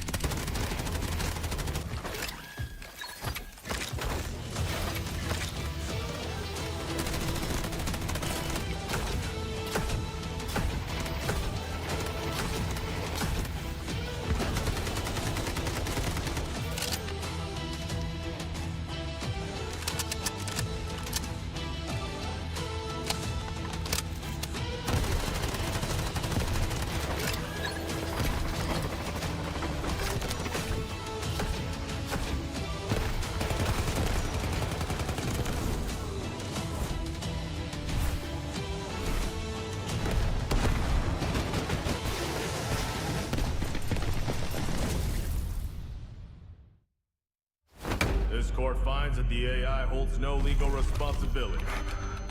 But the data, this doesn't add up. Just do it, the AI. Priority. Protect company assets. Valve closed. You destroyed our home! That dream again. Gabriel Mercier, codename N2, role engineer. As a former nuclear facility engineer, N2 was removed from his position following a major incident that escalated into league proceedings. He later returned to military service and was reassigned to Arctic deployment under CBR and related units. With the originally designated technical specialist unable to fulfill operational requirements, and following assessment review, N2 has been approved as a replacement operator for the subsequent operation. Stun out.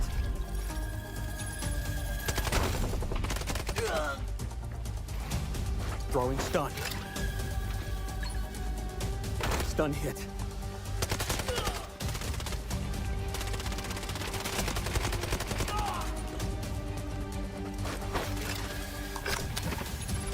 Freeze right there.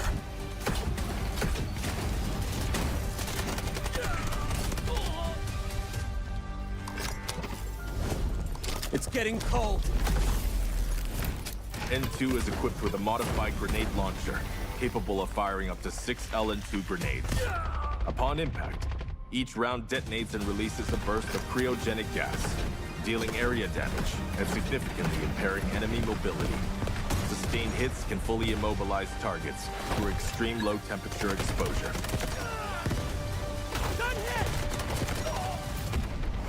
Cold. I can go colder.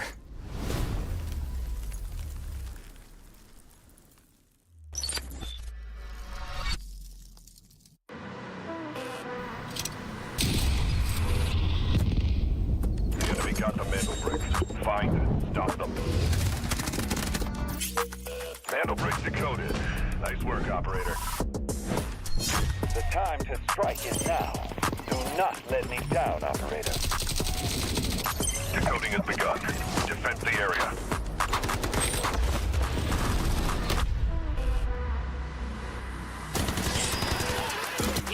Is about to take the first Mandelbrick of the tournament. And they're going to do it. What goes around, comes around. Very much. Don't you get barrel stuff? Skitey is getting aggressive. See what I did there? You ain't seen nothing yet. Let's knock them off their feet. There we go.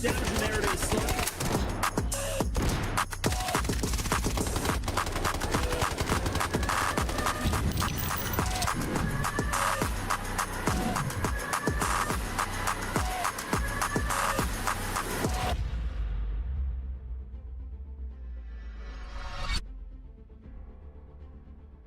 And we're back on the Delta Force Rise series for EMEA. Day number 2 is just heating up so much. Round 5 was absolutely on fire. A very tough round indeed. As you can see, the players just trying to get themselves ready to see what this next round is going to hold for them. An absolutely brutal push across the board. But as we know, at the end of the day here, Vivid, only one team can sit atop the board with all the points to look all happy with. And of course, we are going to be taking a look at Genius with 32 squad points to their name. Yeah, they're going to be sitting pretty towards the top of the leaderboard without a doubt. You can actually see the only other team with a Mandelbrick, team number 1, are 21 points behind. So Team Genius have got to be feeling pretty good about it. But let's go ahead and talk about it again, right? Fnatic have kind of been sitting in that 3rd spot for quite some time now. They're on 22 points. So still a lot of work for them to be done outside of just a Mandelbrick if they want to go ahead and get that 1st place spot. We're going into round number 6 here on Space City. Only 2 maps kind of remain, 2 opportunities for either the likes of team number 1 or Team Genius to go ahead and end this one early, to go ahead and pick up a 2nd Mandelbrick, but still 2 opportunities for any of our other teams to also join them on that leaderboard of Mandelbricks right there. And honestly, you know, obviously go ahead and take a look at the predicted spawns here, but we got to talk about it, TK. The strategy here, we kind of saw it yesterday from Team Gotaga when they were in 1st place, when they felt pretty comfortable with the amount of squad points that they had. They no longer remained interested in actually securing a Mandelbrick of their own. They just want to deny it from pretty much everybody else, because remember, if nobody else throughout the rest of the day actually goes ahead and picks up a Mandelbrick, then Team Genius will win. There's no way anybody, especially team number 1, can kind of catch them being 20 points behind in terms of the squad points there. So Team Genius have multiple ways to win, in my opinion here. We'll have to see which one of those 2 strategies they go ahead and decide to employ. Yeah, I mean, that is very true what you said, right? They could win by default, but I mean, there is still that opportunity for number one to get their hands on a Mandelbrick and win, irrespective of the amount of points that Genius has to them, right? So this is going to be quite a high pressure round coming into here. As we can see, the teams, of course, fully out with the gold ammo across the board. Everybody now still holding on to their purples. But we are going to be looking at a little bit of a pressure play now coming through from Genius over on towards that west bridge. Yeah, spawned over by the dormitory area. Not getting early access to that. Of course, NBA being one of these teams that picked up the tier 1 spawn. By the way, Fnatic, that other team that is kind of close in the wings in terms of the squad points, also got another tier 1 spawn. So they're going to be having early access to the center of the map. And AGARTHA, you can see them, how they are currently positioned here in the building of Buoyancy. Have also made their way to the center of the map very, very quickly. So we've got 3 teams kind of in the mix here. Fnatic, NBA, and Team AGARTHA already towards the center of the map, already towards this initial spawn of the Mandelbrick. That being said, we kind of talked about the operator pool. Now, they were all the way to kind of like the end of this in game number 6. We only actually see 3 teams with a Tempest on their side, so we'll have to see if they can kind of find some value out of it. But for the side of MPA, remember, these guys have constantly found themselves towards this initial Mandelbrick pickup. But I don't think they're going to want to run at it this time, because they could just wait for their Tempest to kind of become active before they go for it. Yeah, so it's all going to be down to timing and kind of strategic positioning as the teams trying to get their hands over onto that Mandelbrick and start this whole bit of chaos all over yet again. Does seem like NBA are going to be the first team to try and pull this one out of the bag here. Let's see whether or not Skitty can get their hands successfully placed upon it. As Raid Bull is going to be looking to lock it down, but it's of course going to be that match point opportunity for Genius or NBR. So pretty high stakes indeed on the table here for them. I like this angle going through from Raid Bull, just applying the pressure, making sure that NBA is not going to be able to secure that Mandelbrick just yet. But again, another team can look to set it up, and we are well within that Tempest ulti time. Yeah, without a doubt. I kind of called it. I didn't think NBA were just kind of going to run at the Mandelbrick spawn there. I thought they were going to wait for their Tempest ult to kind of come up, but they did not. They just kind of ran for it. But take a look at this. Some trades actually happening right here. It's going to be AGARTHA versus Team NBA. A knock on each side of this fight as it currently stands. You got to imagine both sides of the coin here are just going to be interested in potentially going ahead and resetting. Chubu is trying to go ahead and deny the res right here on the back foot of a couple of triple blasters, but those are going to be very far away from where the knocked body actually is, and the reset does actually make its way in. Again, Chubu's going to try to make something happen here, but the big question is, where can NBA go? Because they know Team AGARTHA are above them, which is pretty much the way towards that decoding station. And with this great peek from Yaku, who's going to return right to the peak where he just got knocked from, Team NBA are actually going to have a lot of pressure right here, just on the back foot of, they don't really have anywhere to go. Regardless of which angle they look to take, it is going to be just pressure. But FPOV, wow, pulling back a very, very long way, getting themselves right out of that pressure situation. But now we look over on towards that west bridge, right, with Genius sneaking in a few cheeky hits. 2 knocks instantly found, both of which, or no, only one of which was on that headshot from the marksman rifle. The other one was on the receiving end of the Mandelbrick. Team Genius have just been potentially given an early gift here. The Mandelbrick is in the smoke. You got to imagine they're just going to want to go ahead and jump on that, pick up the Mandelbrick, and run over to this dormitory decoding station. Team Genius were just waiting in the wings. They said, MPA, listen, you guys got nowhere to go in the center of the map. Why don't you come on over to the dormitory building? We're just waiting. So now we're going to be seeing Team Genius, again, a team that already has a Mandelbrick captured, putting the Mandelbrick down at this decoding station all the way over by the dormitory building. This one is a very rare station to actually find its way over here. Whether or not any of our teams are even going to know how to handle this one is yet to be kind of answered. This is going to be a crazy one. Very, very unique spot. I mean, first time that I'm seeing it happening over towards the dormitory side. So I just based on what we can see here in the layout in the area, it is going to be quite a difficult one for the teams to have a successful push and charge coming through towards that station. So excited to see what the teams are going to be cooking. But of course, because of that fast shift coming through with the Mandelbrick, a lot of the teams will have to relocate quite a bit here. As you can see, FPOV starting to make their moves. AGT keeping a very cautious approach. But Fnatic and, of course, number one are going to start to make their way over towards that west side. 3 minutes already since they kind of put it in. A minute has passed. So still 3 minutes for any of our teams to kind of do something. But this steal, remember, it's going to be super hard. Because the Tempests that are actually around the map, there's only 3 teams that actually have a Tempest right now. You can see FLOORPOV is trying to go ahead and get an idea of what the heck happened. He sees a downed body, which is potentially going to call off the push here for the side of FLOORPOV because they know somebody's knocked right there. But the question for your save right now is, where did he get knocked from, right? The angle, the approach on that western gate door feels very, very scary as Red Bull is going to be receiving some shots from Chins all the way across the map. Remember, Team Genius, they've got that marksman rifle, and there are a lot of open sight lines that are actually required for you to make your way over to this dormitory building. You can see as soon as Yursei kind of peeks around this west gate angle, immediately getting shot. So very big brain strategy being utilized here by the side of Genius, and I think they've got a very fitting name, especially for a position like this.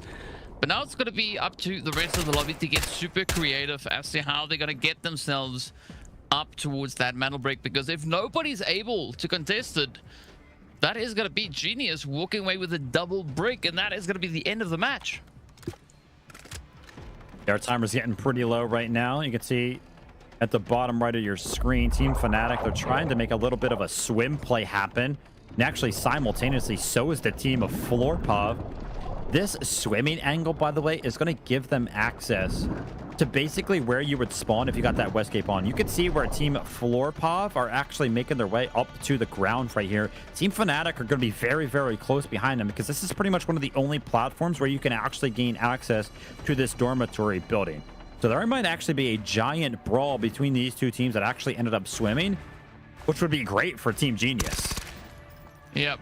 It would be alleviating quite a bit of that pressure coming through, but already Team Genius quick on the reactions there as they've already spotted out the FPOV pushing up right behind them.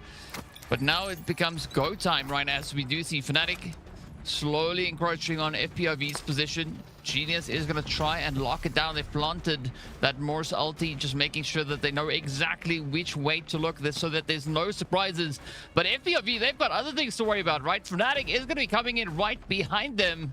And this is, as you said, right, a glorious opportunity now for the side of Genius. But meanwhile, it is going to be number one looking to push in from that northern approach. They are essentially right on top of Genius.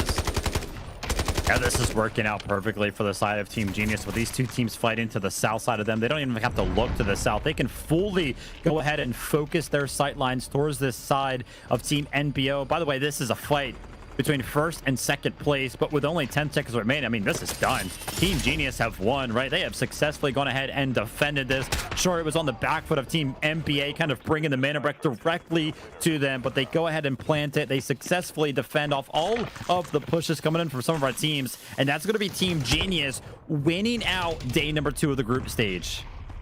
Oh, big GG going over to them, but we are far from done here as we still have everybody in this round looking now to fight for points, right? They are going to be fighting for those kills, as that is going to help them solidify their total score at the end of the day here.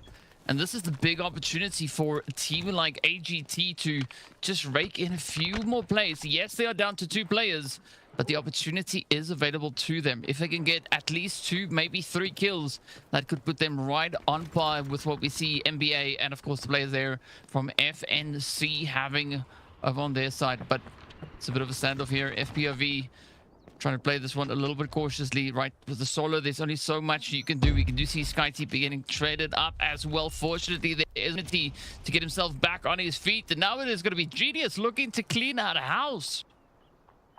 Yeah, first and second place are pretty much locked in, right? Nobody can knock Genius out of first place, and nobody can knock team number 1 out of second place, and neither one of those teams can kind of gain anything right now. But the kind of fight for third, fourth definitely still matters right here. If you take a look at the left side of your screen, the total scores, how close they are, just a 5-point spread between third and fifth place right now, which means that this fight between Team FLOORPOV and Fnatic means a great deal, because this will actually open the door for Team NBA to potentially knock Fnatic out of that third place spot, whether or not they can go ahead and pick up a couple of kills here. But then it also opens the door for the side of Team FPOV to potentially go ahead and steal away fifth place from Team AGARTHA, which would be great, because, by the way, at the end of the day, if you're in last place, you get 0 points towards the group stage. But you're in fifth place, you do go ahead and get 1 point. So those differences do matter the higher and higher you go up the leaderboard.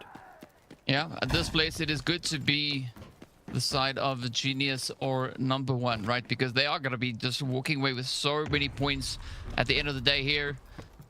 But it's all now down to, as you said, the rest of the teams. Can FPOV secure those 2 final kills to just get themselves ahead of AGT? That would be such an upset for AGT, but of course they are not in this round anymore, right? They've been completely eliminated, and it's down to the remaining squads and teams to see what they can bring to the field here. We do see NBO now back up to that 3-piece. FPOV also back on a full 3-piece, and this is exactly the kind of pacing for the squad. I mean, there's so much riding on this for them here, and I'm pretty sure they are well aware of that. But it is going to be quite a bit of a tall order, especially now for FPOV to go toe-to-toe with number one. And without a doubt, I mean, it doesn't even matter what happens right now, again, for the side of Team Genius or for the side of NBO. It cannot improve, and they cannot kind of go down the leaderboard as it currently stands. But of course, they're still going to want to go ahead and pick up as many kills as they can, right? Both of these teams want to be as dominant as they possibly can. But again, the pressure should be kind of felt here for our other two teams, NBA and Team FPOV. They have to get these kills if they want to improve themselves up on the leaderboard.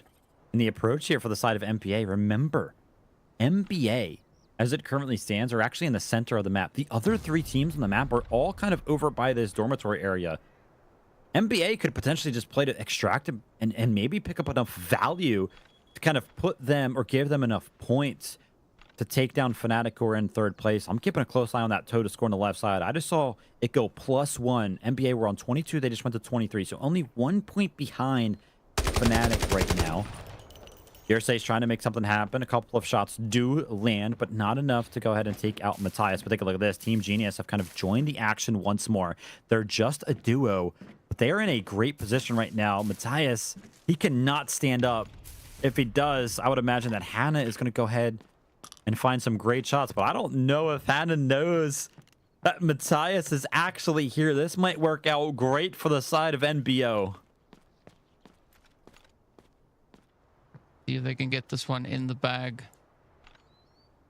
Enter just trying to keep it nice and quiet, just trying to sneak his way around. Oh, sheesh. Quick put down going through on that one, as the shots just look so dang effortless.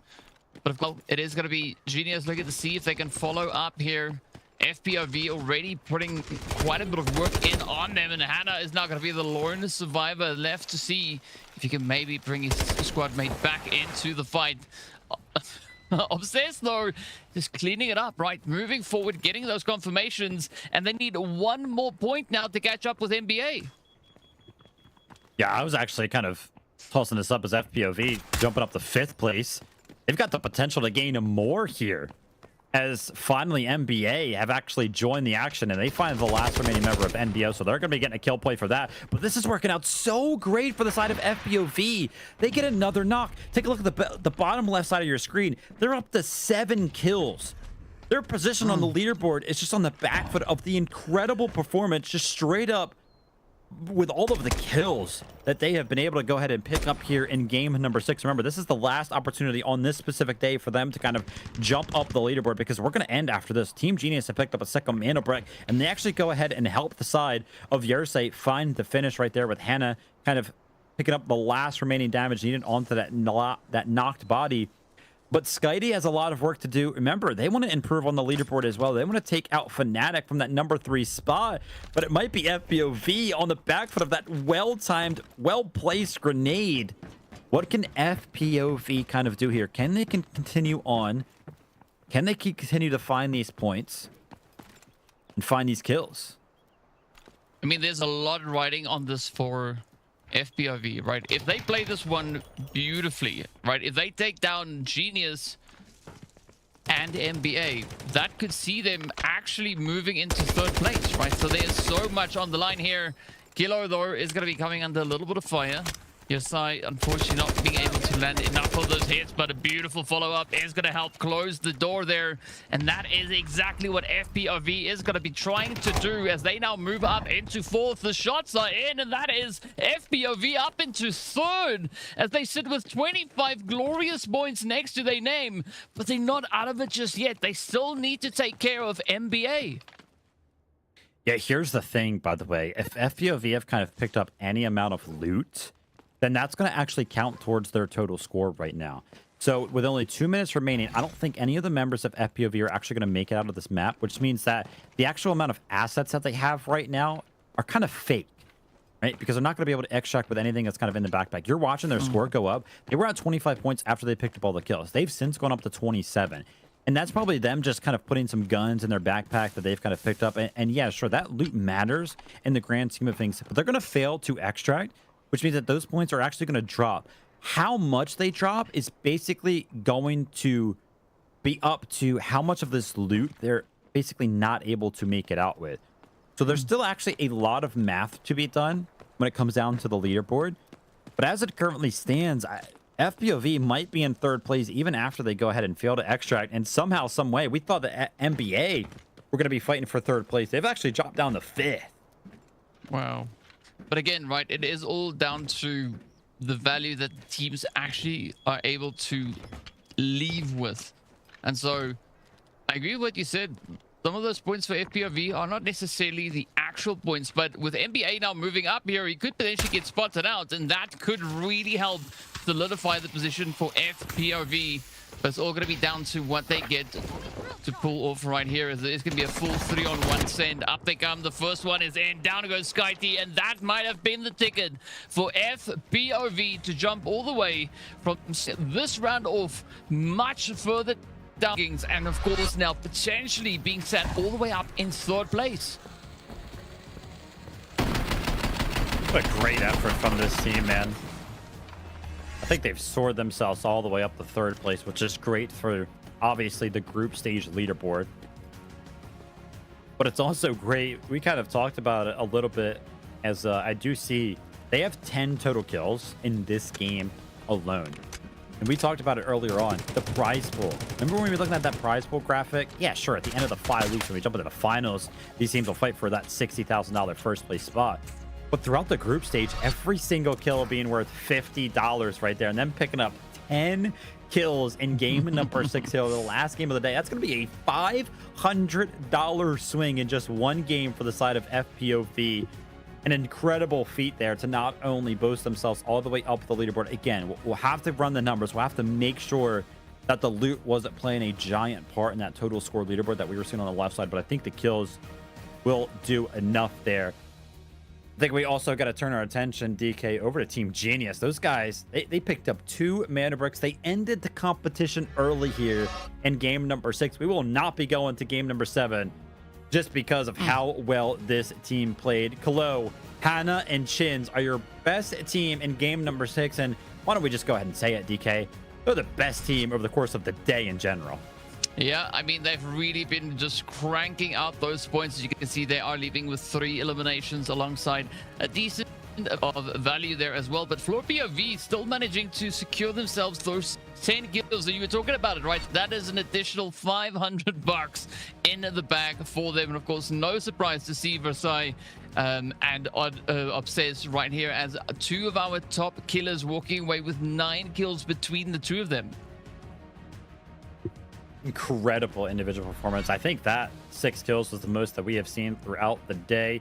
And you can say, yeah, sure, Obsess is picking up those 6 kills, and he does have 130 damage of his own, but Yersei and Blake kind of being up here in the top damage dealers as well. But with Yersei kind of being right behind Obsess, that means that the assists were kind of probably flying in from Yersei, doing so much damage, right, to kind of help Obsess actually pick up a lot of those kills. And some of our top assisters here is going to be Matthias from the side of NBO, Great Bull, and Chuba from the side of AGT. But the top asset earners, again, none of our operators actually making it out of space in game number 6 here. So these assets are just simply going to be what they were able to take out with those 3x3 safe boxes. Almost a mil was fit into the safe box of Obsessed right there. So incredible stuff. And he's also going to be picking up that MVP. I mean, some great tactics here from Obsessed to just make sure that there is so much in that 3x3 before the round ended up. But yeah, 6 operator kills, that is definitely going to help them sit quite comfortably. Of course, that leads us to the big question is, what is the overall position now for FPOV? Were they able to secure themselves that 3rd place, or are they maybe down in 4th? Of course, we don't know, but there's a reason why we numbers, right? It's not our job. People that are really good with numbers, and they are making sure that everything exactly the way it should be. But what an exciting round number 6. I'm so happy to see that the teams just brought so much aggression out onto the field here. Yeah, without a doubt, it was an incredible 6-game series. I won't lie, I was a little disappointed on Zero Dam because it went very, very slow. I will not lie. It took very long before we were able to see any action, but again, we kind of coined Zero Dam as what felt like a little bit of a warm-up match, because after Zero Dam ended, our teams were going at it pretty much for the rest of the day. So it was very, very entertaining. Unfortunately, we did have one map kind of go without a Mandelbrick being captured, but ending things early here, genius, man. They deserved it without a doubt. It was great to see them perform so well. Yeah, I mean, there's not much that we can say that they've done wrong here, because they've just been absolutely big braining it. Of course, speaking about which, though, we are going to be hopping into a bit of an interview to get even more insights as to all the insanity we had erupting all over the field. And I mean, looking at it here, we've got the Nefatu coming through from the side of Genius. Absolutely amazing performance by the squad here today. I mean, it's just brutal, right? So much happening. And I mean, Vivid, where do we go with this? Listen, we're going to be jumping into an interview here with the coach from Team Genius. Nefato, welcome to the stage here. Man, listen, you're going to be the coach here for the side of Team Genius. Man, what was the cause, right? Like, how are you kind of helping your team play so well today? So first of all, I really appreciate that you appreciated the work of my team today. I would say that during all our scrims and the last official games, it was just small changes of the plan before the game we had today. In a couple of hours, obviously, I cannot change their pace much during the games, in between the matches, because I know I can trust them. We just made some small changes, especially on Brakkesh, and as you see, it gave some results. And I'm really happy for the guys. I was watching them all the way, and I hope they made a good show for you too. A lot of excitement coming through as a result of that. And now I think the big question here is, do you feel that we are going to be seeing Genius now just trying to capitalize on this performance that we had here from them today, or do you think they're going to go to new heights when we see them stepping back onto the screen again? So as I said in interviews earlier, our team is like a dark horse, you know, in the games. It's someone you do not expect to win, but someone who can bring some trouble to other teams. And this is what we're doing now. And we hope we can gain the momentum and keep it up until the finals, I hope. And let's see how it's going to be. Yeah, I don't think Team Genius are going to be kind of noted as dark horses anymore. They absolutely stomped the competition today. But the fact that you kind of regard them as dark horses makes me kind of wonder, are there any teams out there that you kind of think are kind of favorites outside of Team Genius, and or you know, people outside of the fan base here for Team Genius might potentially kind of value other teams a little bit more or a little bit too highly? So I would say that I'm not making someone better. I would say that someone is more famous than we are. So maybe some of the nicknames you have seen already earlier. And these ones, I get what you're saying. The local community, they know about them, absolutely. But we are just making us worldwide. Let's call it like that. Love it.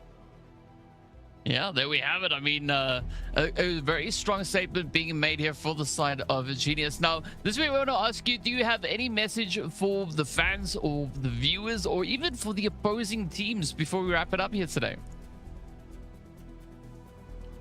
So, for the fans, for the viewers, first of all, for those who support my team, I thank them very much for watching all the 6 maps we had.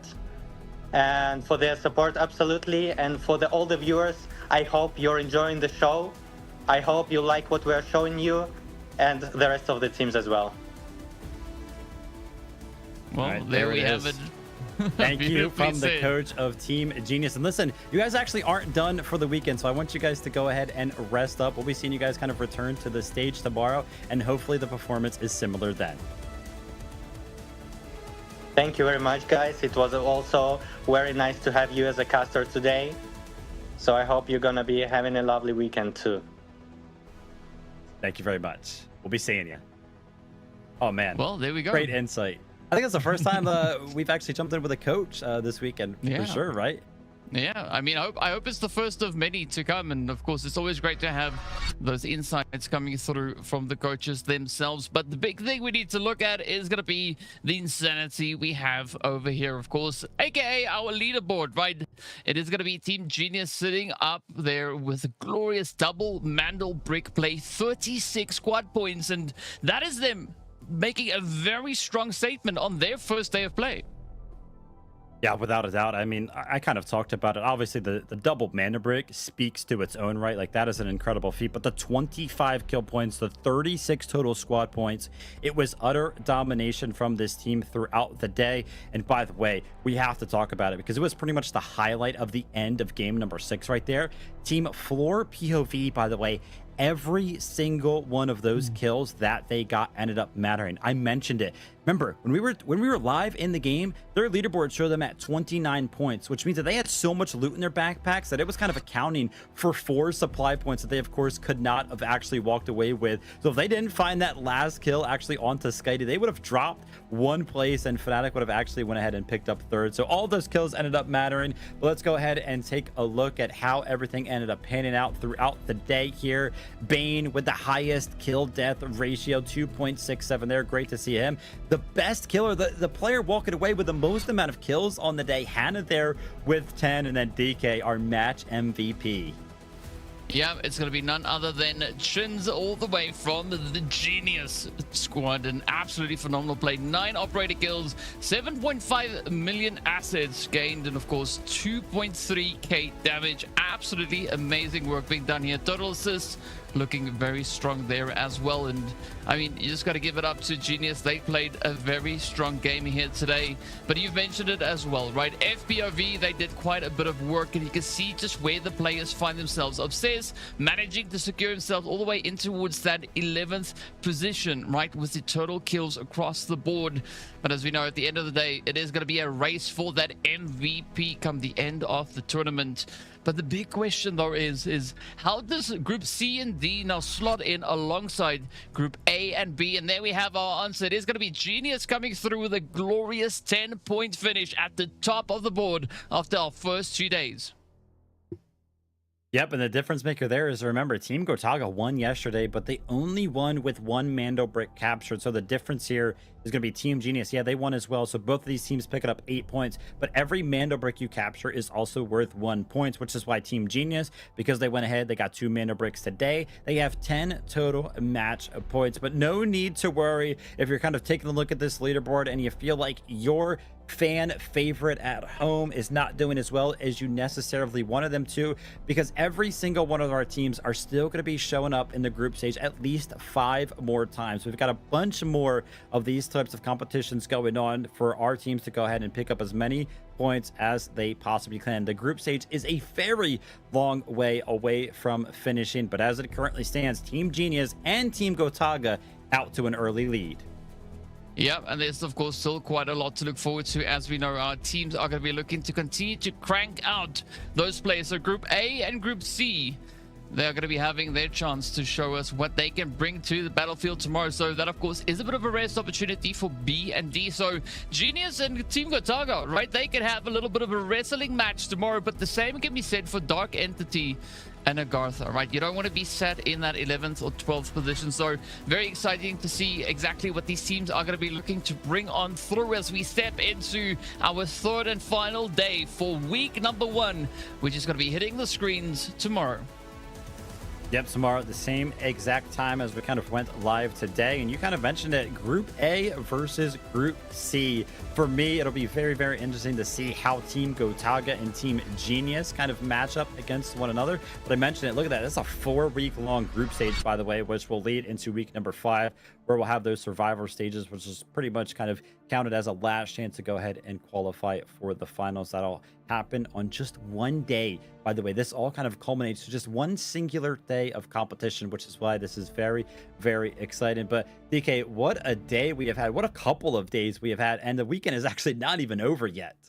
Yeah, I mean, it's been super, super exciting. And of course, I just want to give a big shout out to FPOV for what they pulled off in this last match. Right? They went from last position up into third in one game by being beasts, by being monsters, and just hunting for those kills. So, you know, aggression pays off quite a bit for that. And of course, I want to give a big thank you out to all our viewers across all the different platforms. Wherever you're tuning in, we appreciate you, because without you, we couldn't put on a show, right? So thank you so much for being here and supporting these squads. Of course, a big shout out going out to everybody at Delta Force. Vivid, big shout out for you as well for today. Another amazing day done and dusted. And of course, from here, the only thing left to do is to head over to Americas to see what is going to be happening on that side of things.